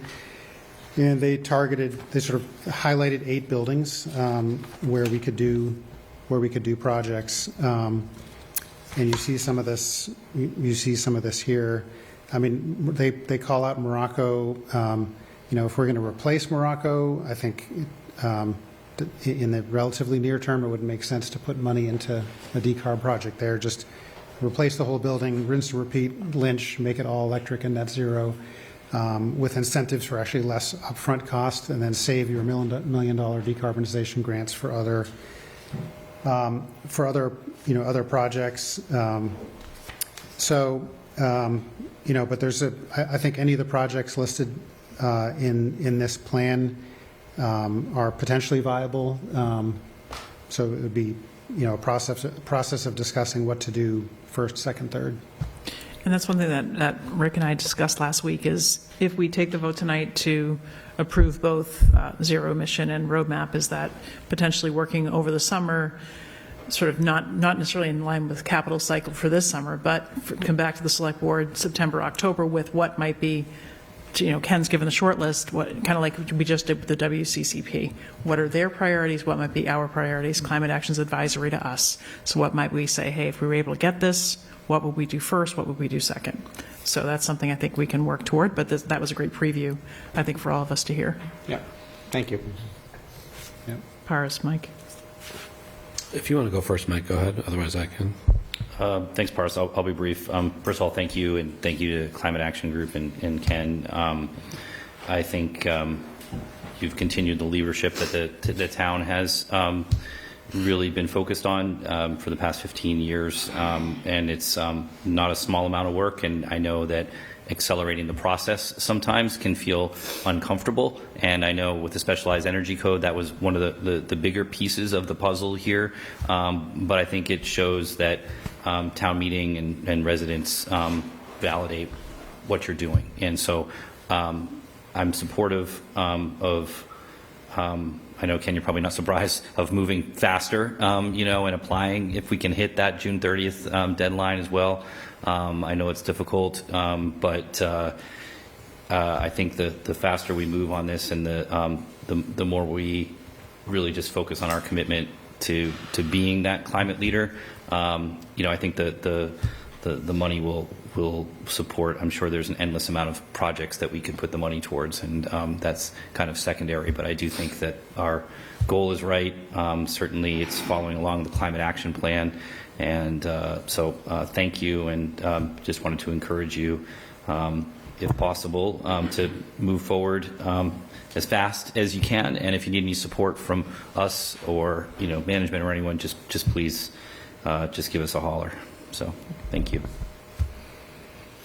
I agree with everything Mike just said. I think I appreciate the need to harmonize policy with the funding plan. Everybody at this table, all 6 of us are working very actively on that funding plan, and I think having the policy in place first to then guide the types of projects that we're thinking about in capital for the for the state of the town, and just the regular capital process.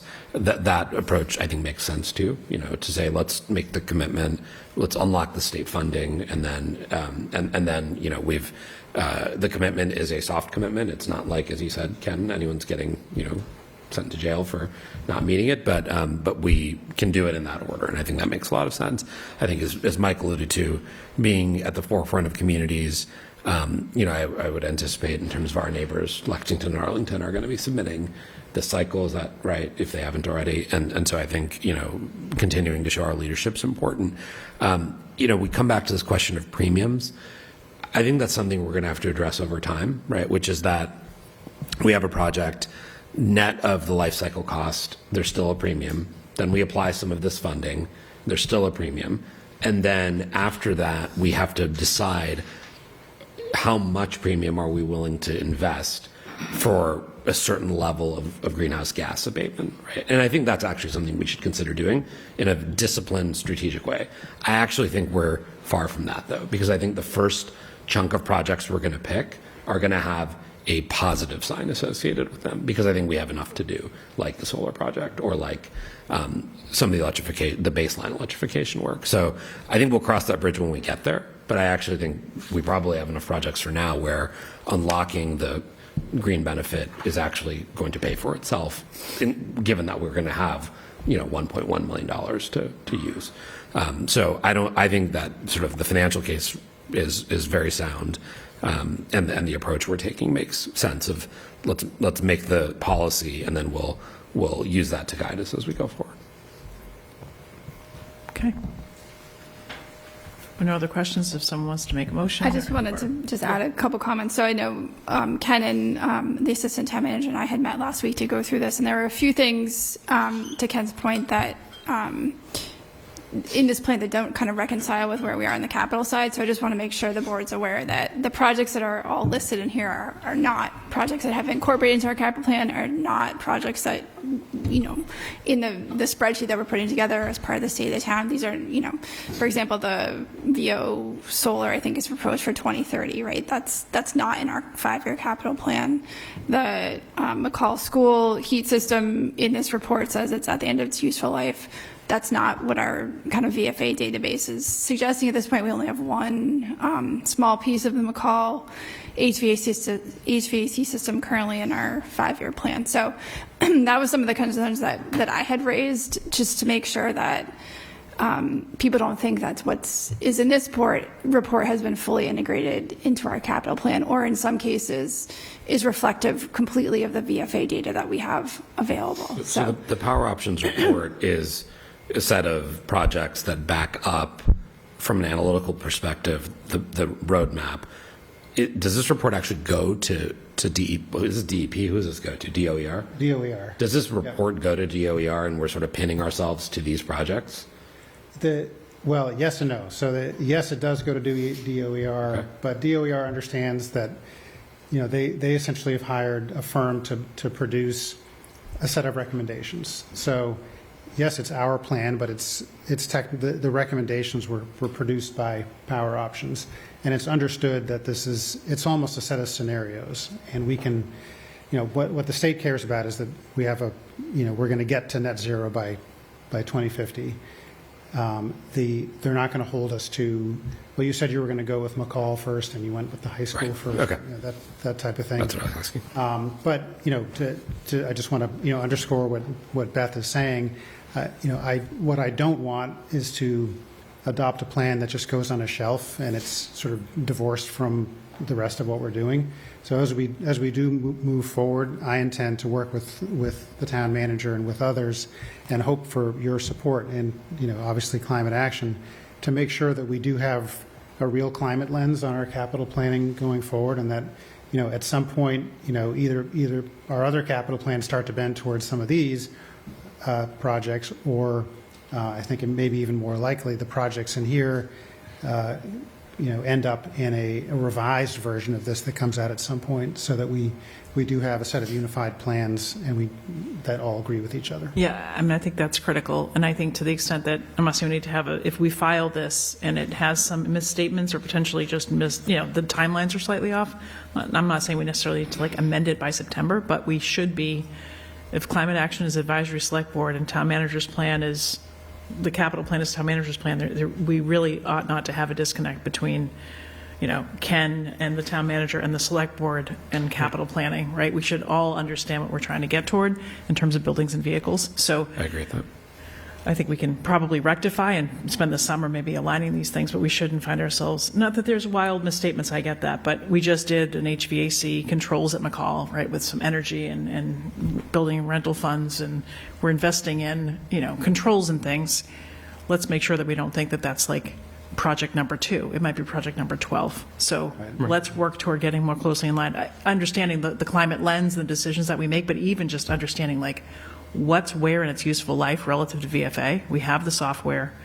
Let's use it, and let's just understand the priorities from end of life, as well as cost savings, as well as our climate goals. They're all important inputs. So I think we can just be tighter on that.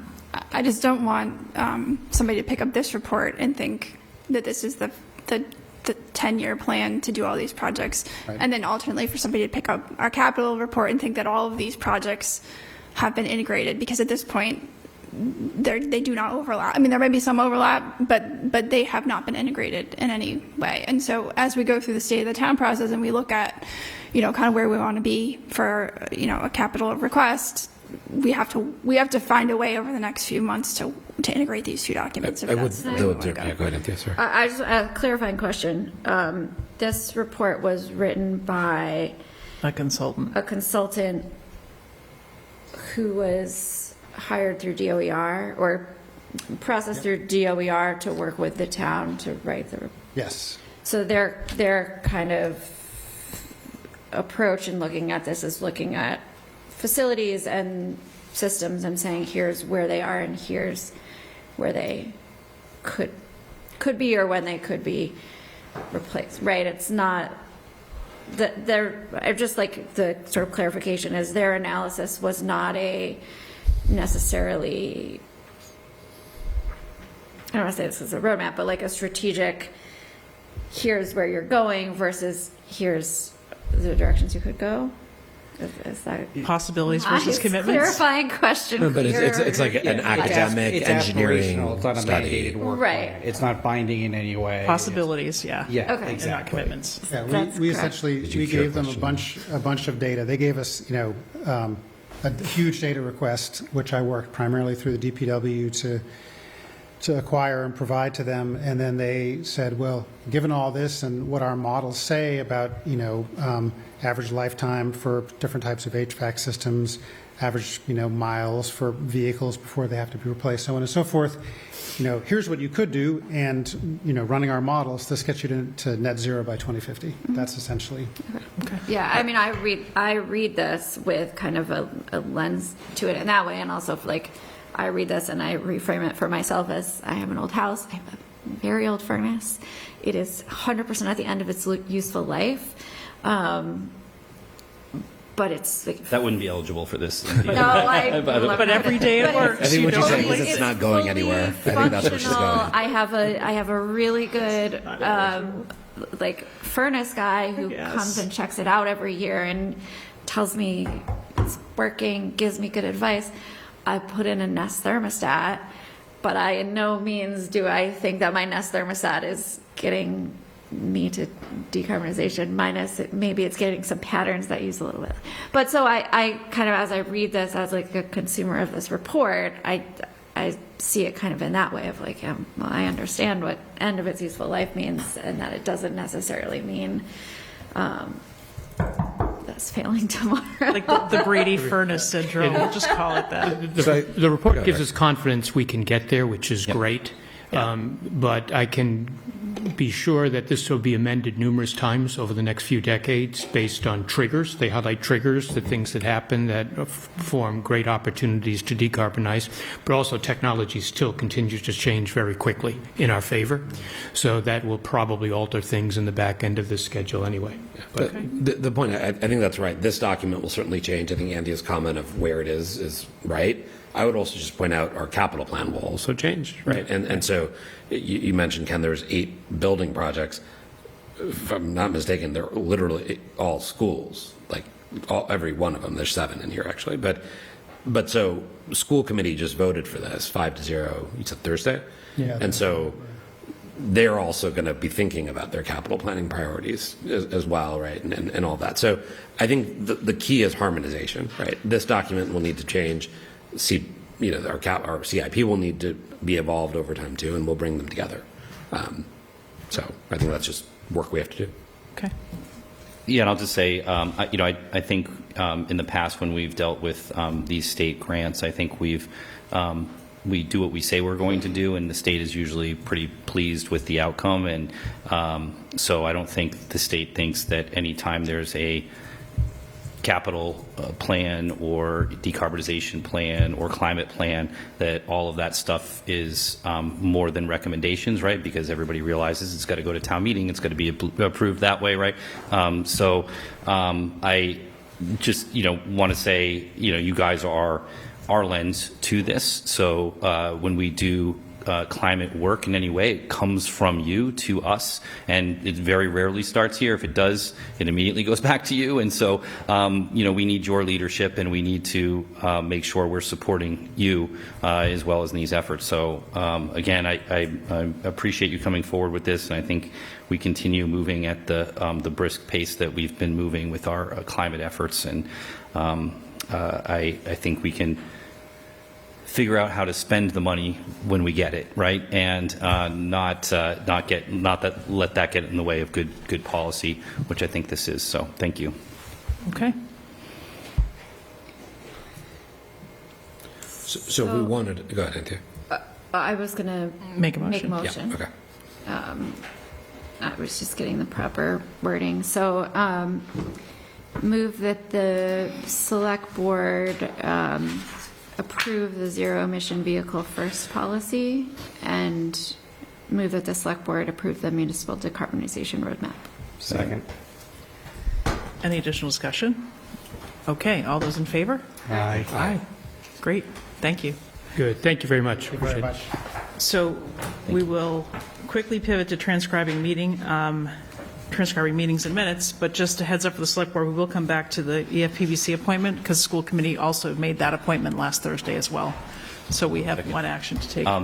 Also, I know that just to kind of squeeze this in, I know Ruth, there was an ANCA grant that for climate action that I think we need to accept the donation from, and maybe we can squeeze that in on our Friday meeting in the morning. We sure can. If that's okay, Ruth. I don't know if that's yet.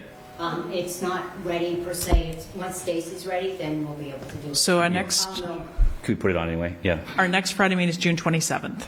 For the state of the town. So it's not this Friday. So if it's ready by the 25th or 6th, they can get on for our state of the town the 27th. Or I think it really is just another one of those things where it requires acceptance of the donation, and their work needs to be done over the summer. And so as soon as we can take an action. If we can get a meeting scheduled for 5 minutes and accept it and do that, we can do talk that. about it. But Ruth was here, so I just didn't know. Thank you. Just to address it.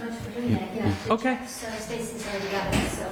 Okay. Yep. Yeah, keep us posted then. Stacy, Ken, and I have already been in discussion and handling. Great. Yep. Okay, we'll get it done. Thank you. Okay, come on up, Craig, if you'd like, and then we'll come back. I'm going to step out and get a water, not to be rude, but I'll introduce you first, and then I'll be right back. So Craig Gray, former director of the Chamber of Commerce, has been working with Mike and I and just sharing, actually sending some really helpful summaries of select board meetings to me, which I've gone back through, actually used for, I forget what meeting, like what did we discuss and where did we go? And we talked about this 2 weeks ago, or 2 meetings ago, I should say, about potentially having a policy for the town, not just for select board, but for, the Climate Action Committee or the Fields Committee or the Housing Trust. So, Craig, if you could, well, first introduce yourself, and then, I think what's useful for us is what tools are you using? Are there some recommended best practices? I know we have schools is using, what's their software? Otter. Yeah. They're using Otter. So, I think you've been in the space professionally. You're using the tools professionally. You're an IT guy by design and by trade. So, what might be some pitfalls for us to think about? What are some good tools? And then if we're trying to do this, so just streamline meeting minutes and other things, what's the way we need to kind of be, calling and prompting each other and that kind of thing. Then I'm going to step out and get some water, but I'll introduce yourself first, then I'll quickly slip out. So, hi, Craig Robbie. I was the former president of the Chamber of Commerce, and I'm on the board of the Chamber of Commerce. And I have a business in Woburn and a longtime Winchester resident. And as a board member, we'd like to know what's going on in town for the Chamber of Commerce. And we were talking about having a representative here for the meetings as we used to have. And we've been using in my company Fireflies, just like Otter AI, which transcribes meetings that we have in Zoom. And actually, I took the board meetings and uploaded them to Fireflies to create a transcript and provide a summary of the meeting. And actually, I forwarded those over to Mike and to Michelle about if this was being done or not, because it made it so easy for us. We didn't have to sit through a 3.5-hour board meeting to really get a summary of the whole board meeting. And so this process that we use within our company, I think, could be very, very useful in the town. And it's simply a matter of just using a device to transcribe, to record the meetings, whether it be Zoom or Owl or something like that, or another device, and create a transcript, uploading that to ChatGPT or another AI device or program, and it can automatically provide secretary-like notes for the meetings. One of the downsides is you just have to confirm everything's accurate. I think so far what I've seen, from my perspective, seems pretty good, but it needs a little massaging sometimes just to make sure that it is accurate, just to confirm it. But it could really automate the entire note-taking process for all the meetings. And then you could actually take the meetings from all the different committees and put them all in together to get a summary for the month or something like that for the town. So it could really automate the entire process, save a ton of time, probably make it more accurate, and be beneficial for everyone to get the information from the meetings out to the public very promptly. Because if it's done, recorded in Zoom, by the end of the meeting, it could be done before you get home. It gets sent to everyone. So something I think could benefit from everyone. Yeah, thanks, Craig. And I think as Michelle was saying, that there are other boards and committees that are using this, and we're kind of a nascent phase for us to try it out. What I was surprised at is just the accuracy. If you're getting the prompts correct is what you want, that it's there's a little bit of work to kind of maybe change some names and misspellings, but it's very, very effective. And the sooner and more accurate, or not more accurate, but the sooner that we can get things out with a high level of accuracy to residents and stakeholder groups and the community, I think is ideal. And on the kind of Zoom side, we've just started using the OWL thing, and I don't know if the first meeting we used it on Friday. I was second, but yeah. I was on it. It was fantastic. It was much better than being certainly on the phone or being on Zoom. I mean, you felt like you were present. The camera's moving around, and so the more that we can gravitate towards kind of upping our game on the technology side, I think it'll make us more efficient and connect us more to the community. So thank you for coming in. Appreciate it. Michelle, I don't know if I have a question, but I'll wait. Yeah, I think that OWL was, it's been effective for hybrid meetings, and we also have turned on the Zoom transcribing feature and used it to make a first draft of minutes, which then, I've taken a look at afterward, and it's pretty good, to Mike's point. And so it could take a huge burden off of our volunteers. And maybe and Michelle, I think you had mentioned this to me at one point around the state of the town specifically, but what we could think about as a board is a couple of different solutions that could be used. I think you had mentioned Otter. Someone mentioned a moment ago Otter. Schools uses Otter. And then Jen, our person here in town hall, had turned on the Zoom version, and it worked pretty well. So maybe there's a couple of solutions. But I think so thank you to Mike and to Michelle for bringing this forward. I think this could really help our town bodies.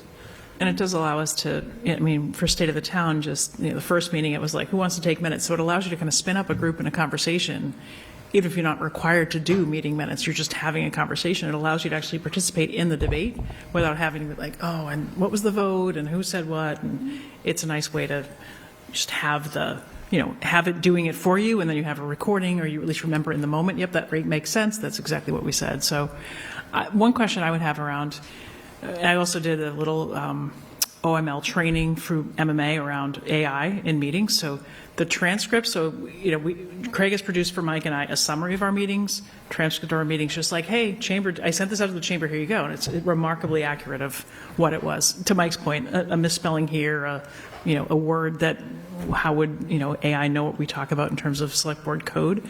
But from OML regulations, a transcript is a transcript that could be, have to be released under a, request for information or a FOIA request until a meeting minute is published. So if we're doing summaries and meeting minutes, we don't necessarily have, and we have recordings on YouTube in perpetuity of everything we say, what I'm saying right now.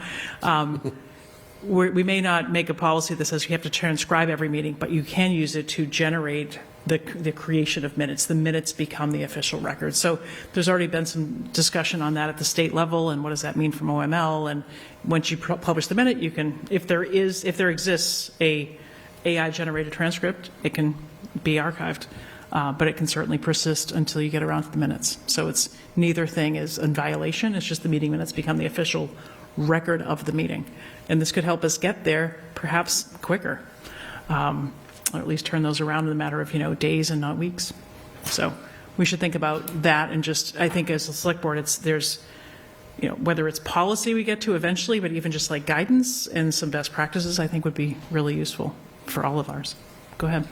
Well, so you pointed out where everything we do is recorded by, just about everything we do is recorded by WinCam and posted on WinCam or on YouTube. So I know that YouTube does transcripts of meetings often that I've gone through. They're not summaries. They're not there yet, but I think it would probably make sense for us to collaborate with WinCam and understand in their, we don't, speaking purely from somebody who's been on Zoom with people on multiple phones or lines or whatever, like, we're going to need to figure out if we're recording on multiple things, are we creating feedback? Or so I think it, behoove us to collaborate with the folks who are recording us to see what, what we can do, and can we simplify on some level as well, so Yep. we don't need to log in somewhere and somewhere else and somewhere Yes. else. Invite AI to the Teams meeting. That's happening now professionally. There's like the 7th member of my meeting is Teams AI. Oh, right. It's like, there's Craig, there's Bill, there's the AI guy.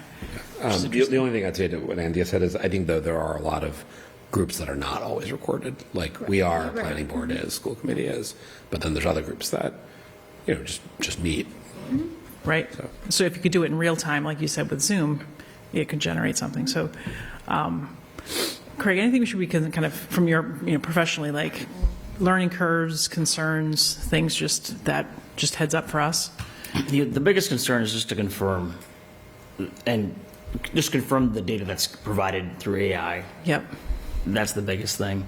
That would be the biggest concern for me. But also make sure that everyone's all being recorded, right? It's not really a concern, but if it's going to be an accurate representation of the meeting, everyone's got to consent to have it. a microphone. Yeah. Or, right. Be on Zoom or have a microphone so everything is being heard. Yep. Good point. And that's kind of behaviors and standards that you were just talking about, like 5 different ways to interact with a meeting. You might really lose a voice if it's not a strong connection or a strong phone call. Why we, at a town meeting, we have, even if people are loud enough and can be heard, we have them on the microphone so that their people can hear them at home. Recording can get through. Yeah. And also, I think it's important to have prompts, like when you might be familiar with AI or ChatGPT, but how you prompt for the report or for the information can change how it gives you the information. So it's good to have a standard that you use for getting that information, because you can ask certain things and you can kind of manipulate it certain ways if you wanted to. So it's important to present it in the same way and have that as a policy or procedure so it's consistent. So calling on each other by name, separating the topics, then it actually creates some breaks and it groups the data. Okay.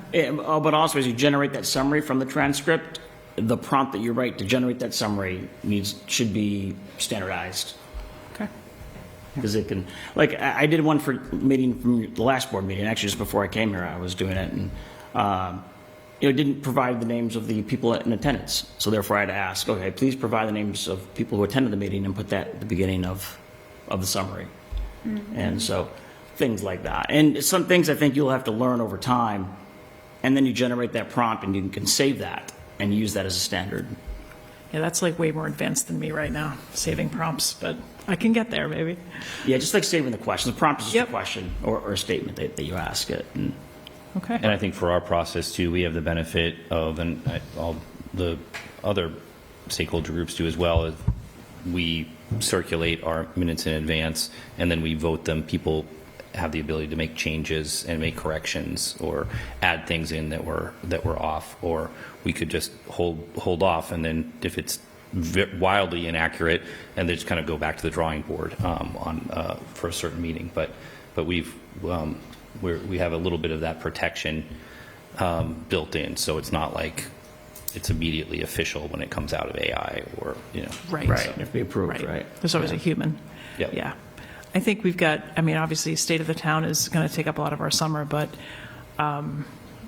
maybe it's a goal kind of thing for us around governance and some standardization as well, and we did some goal setting, but I might be asking Mike, since you don't have a state of the town work group per se, to maybe run with some of this this summer, but I think we could probably benefit from some additional linking Craig with Andrew with Otter.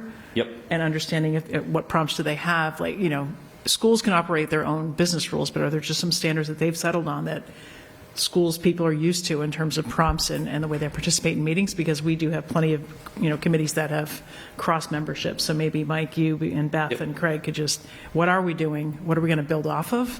And then see where we are. And then potentially that just becomes a governance type goal for us to just have some guidelines. Maybe not hard and fast, you must, but man, wouldn't it probably makes the information a lot more accessible to your average resident? Well, Bill doesn't seem to. I'm just going to be very cautious about this. Okay. I live and die by transcripts. I have had to spend hundreds of hours defending towns that didn't document things properly. And so our standards are going to have to be absolutely airtight and rock solid, on top of just my general concerns with AI. But I spent, I think, a couple hours just last week in a friendly, collaborative fashion between 3 different parties, just trying to make sure that we were all on the same page as to what an official transcript actually was, where we had 2 different recording authorities happening. So it's a very tricky thing. I like the idea of making things accessible, but we do have to worry about just what is our official record, how it's being done, how the data is being managed. And if we can do that, great. But I don't think this will be a fast process. Oh, no, I'm not suggesting it's going to be Okay. fast, but I think, no, I don't think so. I mean, it need not take years either, but given that a lot of our time for the summer is tied up in state of the town, I'm just thinking that Mike can start to move it forward, and, you know, we're not going to keep Craig from going on vacation, but what progress can we make, what can we learn, and what can we share back? Can I just practically, I appreciate conceptually what you're saying, Bill, but like our first day of the town meeting, a member of the school committee literally took notes and then sent them to me and you. Yep. And we read them and approved them. Then the next meeting, Zoom took the notes and I read them and edited them and approved them. The Zoom notes were pretty good, frankly. Mm-hmm. And it saved a committee member the hassle. So if it's as simple as that, I would love to keep it nice and clean like that, right? And I think part of it too is, as Craig was saying, it's having some policies around our prompts that we put in, so it removes the kind of subjectivity out of it, right? So it's not like, you know, oh, produce, you know, 3 pages of minutes mostly, Of Mike speak. Yeah, on like with quotes from Mike, right? So, and then I push that forward and say, well, this is pretty good or bad, and so I think that's where that uniformity comes in. Yeah, no, I agree, which and we should just ask Jen what she asked Zoom to do, because it wasn't. Just ask Zoom to take notes. But because I'll tell you, it wasn't like 17 pages. It was like 3, and it was actually really good. Yeah. So, and it was boiled down and Yes. balanced, and I don't So know what I our prompt think was. I think this can be helpful for when we have less meetings like this in a room where if anybody else is watching, like maybe they're on TV, but somebody is going to say, hey, there was a discussion on AI, using AI for notes in the select board meeting last night, and someone's going to go, oh, cool, I want to see it, and they're going to have to go and they get to the WinCam recording and like poke around to find it at the end. So I think there's probably, like, this is one piece of how do we improve our or other boards sort of communication outreach given the available technology tools and non-technology tools, and this can be a part of that, but I think there's probably also things that other folks are doing that are effective that we don't yet know about that we could include in that. And I think there's also ways that we can understand what WinCam is doing and collaborate with them, or if there's things for recorded meetings that WinCam or school committee or whoever, that like it could be kind of a collaborative idea of how do we pull all these things together, not just how do we Publish get minutes. AI transcripts of our agreed. meetings and It can be publish the broad. minutes, but how can we make what we're doing in this building, how can we make what we're doing in this building easier for people to get to the most salient More parts accessible, versus listening to us talk for an hour, 2 hours. I think I'm done talking on this topic. Maybe we can go on to our other business, but I think that's right. It's about accessible and retrievable and understandable. And, you know, Reading has a great Reading recap. That's everything in town. That could be aspirational for us. But I think we have a proof of concept, and I think we can start to just really try to just, you know, start small, be mindful of risks, but and thank you for just randomly out there in the audience sending us summaries of meetings. I was like, wow, this is so cool. Like, so thank you for that. Oh, you're welcome. It's And it's I been did very one for helpful. June 2nd, just the first draft, but this is an example of what it would do for the meeting And even though this one has some names spelled wrong, like you said, and it doesn't have all the names of people that were in attendance, but I'll leave them here with you. Yeah, just thank so you. Can take a look at them. But there's a couple Hey, meetings. I definitely didn't pronounce my name correctly. Perfect. It's quicker to read than to live through, so there's that. It attributed like half the comments to Enzo. That was the only funny thing in the Zoom. I don't know if you noticed that. He said It's like nothing. Enzo said, and it was 2 meetings ago.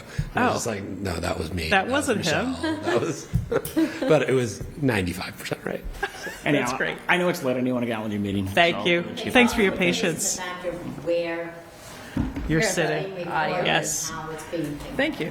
The mics, you're saying. Appreciate it. Yeah. We may need actually the extension mic for the owl because this table's so big. It's very, very hard to hear you in particular on the owl. Oh, interesting. And part of it is how you enunciate or talk. People with vocal fry doesn't come across very well. This is the next topic. That's perfect. Yeah. All right. Thank you, Craig. Thanks for coming in. All right, so the last, I want to just, it's funny that the meeting was June 2nd's meeting, and we had the EFPBC candidate come in, so I want to take that up quickly, which is item 8, discussion of joint school committee select board EFPBC appointment. So we met on June 2nd with Kara Nuremberg. We voted to advance her as our candidate for EFPBC. So I've been talking with the school committee chair multiple times on their timing. So last Thursday, on June 12th, the school committee voted also to recommend Kara Nuremberg for the EFPBC appointment as the engineer, effective immediately. So I wanted to just come back to the select board, and do we want to put a date certain on when we want Kara's term to start, or do we want to just, we have appointed her and let the EFPBC folks seat her at their leisure? I don't know who seats EFPBC, if that's the town clerk, Patty, probably? To what? The EFPBC appointment that's ours, would we be the ones? So I do all So we the would tell Kara when the next meeting is, and, So what I do is I will send her an appointment letter from both, informing her that we and the school committee appointed Correct. her to it. And I CC the chair of the board, okay. and they will be in contact with her. So if you decide that you want to keep it as is, the start date is immediately, then I'll take care of everything tomorrow. Okay, so is there any reason to not align with the school committee? It's the same candidate, and they want to have that effective immediately, so we can direct Patty to put out that notification? Why Yeah. not? Yeah. That's Yeah. I've watched. Why make it complicated? Right. I didn't know if school committee was going to make a motion to appoint after the Lynch ribbon cutting, but that is not what happened. So that would have been the only delay, is potentially have Geeta serve out until we cut the ribbon, and then Kara the next week. But school committee landed on immediately, and that's where we were as well. So just wanted to make sure we weren't. Either can gonna always revisit be it. a part of the process and the ceremony and all Of that course. stuff. And Yeah. her name will be on the building and all that stuff. So it'll be, Absolutely. we're not cutting anybody out. It's additive at this point, so. Yep. So that was just, that we're closing the loop on that. So at one point, if there was maybe a disconnect on timing or candidates, we'd have to have a joint meeting. We'd probably do it in state of the town, but we're all in alignment on the candidate, and now we're in alignment on the timing. Do we need to make a motion to make it an immediate, or can No, we just that was direct? our Okay. motion. So basically, technically, her start date was the date that you appointed her. June I 2nd. think they met today, didn't they? They met last week, They met on June They 12th. met on Thursday. I watched their meeting. Thursday. I think the June 12th. original discussion to extend it through. You're talking about the school committee. The school committee? And then EFPBC. Oh, yeah. Yes. Oh, okay, sorry. Yeah, no, the school committee discussion to extend it through August. They had a discussion about, having an engineer who's able to sign off on things on the board, and whether that was somebody new or not, and that whether it was now or August, that's going to happen in August, September as well. So, but they didn't feel there was a hard and fast cut point. Yeah, so they made it immediately. So I think given that we said June 2nd and they said June 12th, let's align it with June 12th, the school committee's vote, because it's a joint appointment. We'll take the later of the two dates. Okay, that's that topic. And then we have the National Grid paving MOU, and then select board updates. And I actually have an update on 175th anniversary too. So in your packet is a copy of a draft MOA. between the town and National Grid. National Grid did some work on Main Street last year to replace the gas main, and our DPW director has negotiated a payment in lieu of physical restoration with them. They are only required to repave from the center line to the curb, and we believe that we can do more with the donation of funds than what their original restoration work would get us. So if the board's comfortable, I would just ask you to vote to approve the MOA and authorize me to sign, and also to accept the gift of, it's just over $100,000. We can accept it under MGL Chapter 44, Section 53K, which allows us to accept mitigation funds. And we would use the funds to restore that area? We're going to be repaving Main Street. I think we can actually do a little bit more than they were originally planning to do. Spot, Same though. general area. Yep. My motion? Yes. Move that the board vote to approve, to accept $100,179.66 to be deposited into the MGL Chapter 44, Section 53K fund to be spent for repaving on Main Street, and approve the memorandum of agreement between National Grid and the town of Winchester as presented in the board's packet, and authorize the town manager to sign the agreement on the board's behalf. Second. All those in favor? Aye. It's a very lengthy motion. I got to give it to you. It's a Someone lot of knows, concepts right there. right? So thank you for that. Select board committee updates. We can, quick state of the town if need be, but everybody was on Friday. Any other committees that have met? Audit met last week. Audit advisory met last week. I was on, Beth was on. Everything is moving as it should, but we do have an audit advisory committee opening. So if anyone's listening and wants to volunteer, and I was nominated as vice chair because I wasn't there, but Doug Marmon and made a motion and Stephanie seconded, so I'm the vice chair of the audit. So that's you get 10 minutes late to a meeting, you become the vice chair. That's my update. But everything's moving along with the audit, and that's good. So any other, I don't know if capital met or fields met. I know Housing Trust is meeting. I talked with Marty today. Yes. But if anyone wants to share other updates, this would be the time. I have a few state of the town things, but if you want to, I can save those if you want to talk about housing. Yeah, I think I don't have too much to add here. I think Affordable Housing Trust is going to have somebody come in and look at the work and give us an appraisal of what needs to happen there over the next few weeks. And 160 Forest? Or? Sorry, 160 Forest. Okay. Yep. Yeah, sorry, I don't know what I said. And I expect we're going to get a written update from them around kind of like where they are on next steps. And so we're just doing a little bit of that evaluation before we get into an RFP process and then go from there. So,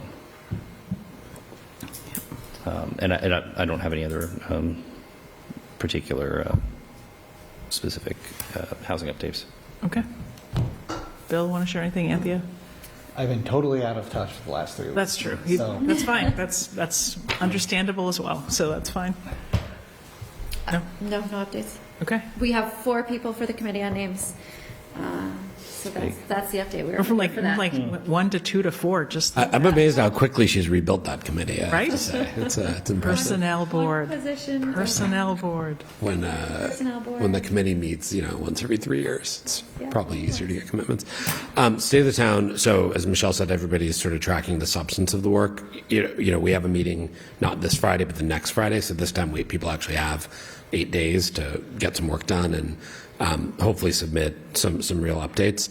Michelle and I connected on it, I think today. Was it today? Sounds right. It's today.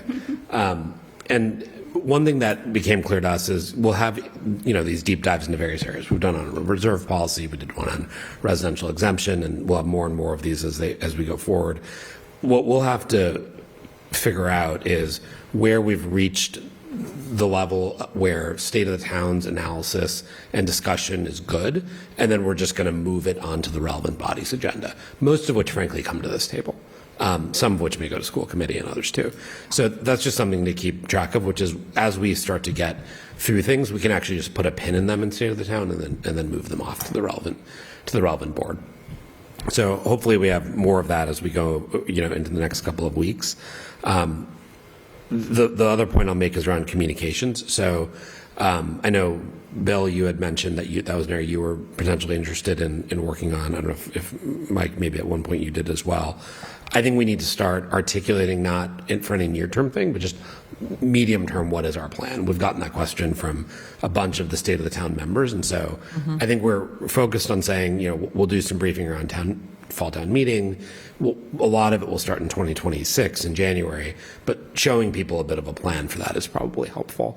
I did meet with some TMMA folks right before this meeting, and they were fine with everything we were discussing. They had some thoughts around integrating their technology solution and the discussion boards with State of the Town. And then one concept we talked about was, should we brief some subset, we can invite all the town meeting members, but should we brief some subset of them, call it 25 or 30 who want to come at some point this summer, and then we do, like FinCom did, a set of briefings around fall town meeting. The sessions where same session, we just do a Tuesday and a Thursday, and we can get 30, 40 town meeting members that way. It's, it's a group who's highly engaged, who have served on this board or on school committee. Or, we sort of know who they are. They live on Kenwin Road. A lot of them live on Kenwin Road. It might be premature. Just have the briefing Or there. they're the people who are still sitting here with us at, at 10 p.m., 10:30. So that's the other piece. Do we want to brief a subset of town meeting who wants to attend this summer? Then we'll sort of show them, we're going to come back to you before fall town meeting. We'll have a brief update on the floor. And then the bulk of the communications is January, sort of February. It might be a little premature for this, but do a table at the farmer's market sometime in the fall. Yeah, organization fair or something like that. Just because it's going to be hard to do that in She would love January. to I was going to say, it sounds like we got a volunteer. Yes. Just thinking there are times where it's easier and harder to get out in front of No, it's a great people, idea. And January is not a great time to stand. I'm thinking every September when it's right after back to school, they have that organization fair. So that might be a good one, or even 2 Saturdays in a row. So pick your Saturday. You're good. I was going to add only one thing to that initial part of Parsons update, which is kind of our goal setting exercise as well as State of the Town. So I'm tracking 3 and 4 with, question, who owns it, what's the idea, what's the disposition. The answer is good, the answer is going to take years to play out. I think we need to maybe build out as we start to get more fully formed ideas on revenue, efficiencies, needs, capital costs. We probably want to add a column or something that is, who's the body that has to take an action? What's the key decision? Yeah. Who needs to make it? And then those that are select board policies, we need to start to bubble up to us, so that if there's policy decisions and warrant articles in the fall or votes that we're going to take in September and October, we're going to start to get into our packets, because some of them will be for us to do, some will be for town meeting potentially to do. But I want to just start to track those that are, we don't need State of the Town 20 more people to kick on it anymore. We think we know the next step. We know it resides with us, or it's a joint sort of vote, or it's planning board has to do something. So we have to start to sort of track those dispositions, and we will. Yeah. So we might start to bubble some stuff up to ourselves sooner to start to move through the decisions as well. Yeah. Like reserve policy is a perfect example of that, right? Like if we're going to make an amendment to that, that's this body's choice. We should probably just at some point put it on the agenda here. Yep. So because we also don't want to have 10 select board actions in 2 meetings. And then I forgot I had another update, which is not committee, but we're going to have another Eagle Scout project come before us probably in the next month or so.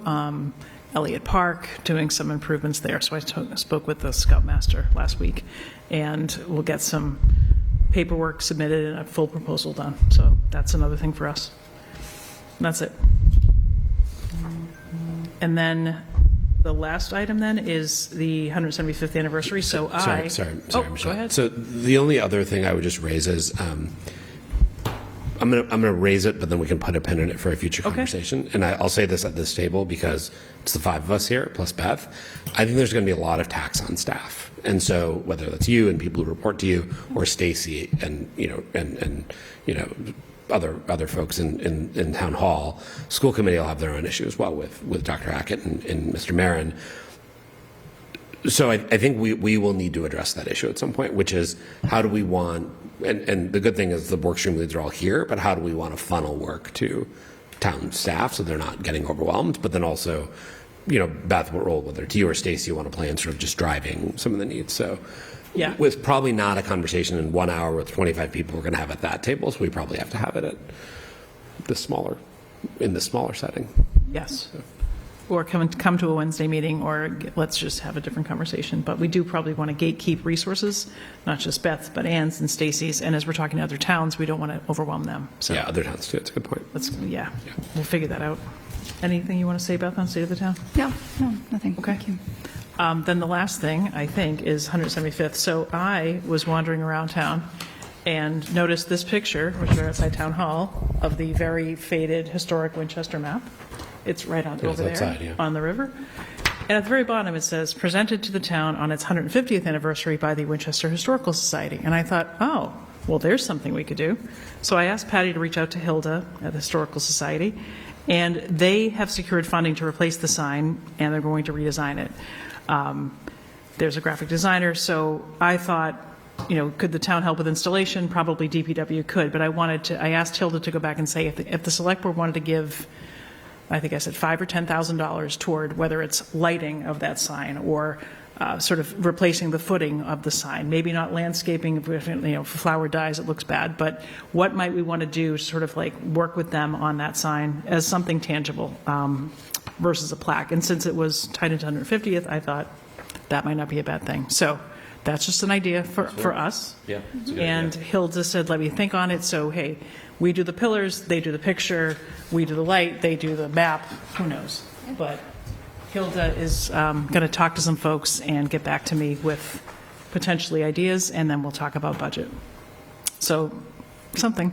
I think that's a great find. Maybe bird spikes on it. Yes. So more to come. More to come. We're not trying to necessarily redesign it or relocate it or anything else, but if there's something that we could just contribute to, I see why you said that. yes, we'll see. So, Bill, you know what I'm talking about? Okay, cool. So that's it. We do have a consent agenda. There are stop signs going in at the end of my street. One of my neighbors, I made a point of telling my neighborhood Facebook group, and one of them said, why? No one flies out of our street. But that should not let us get in the way of putting a stop sign on South Gateway. So. Motion to approve the consent agenda as posted for June 16th, 2025. All those in favor? Aye. Aye. Thanks, everybody. Thank you, WinCam. Good night. We have to adjourn. Let's motion. Second? Okay, all those in favor? Aye. Okay, thank you now.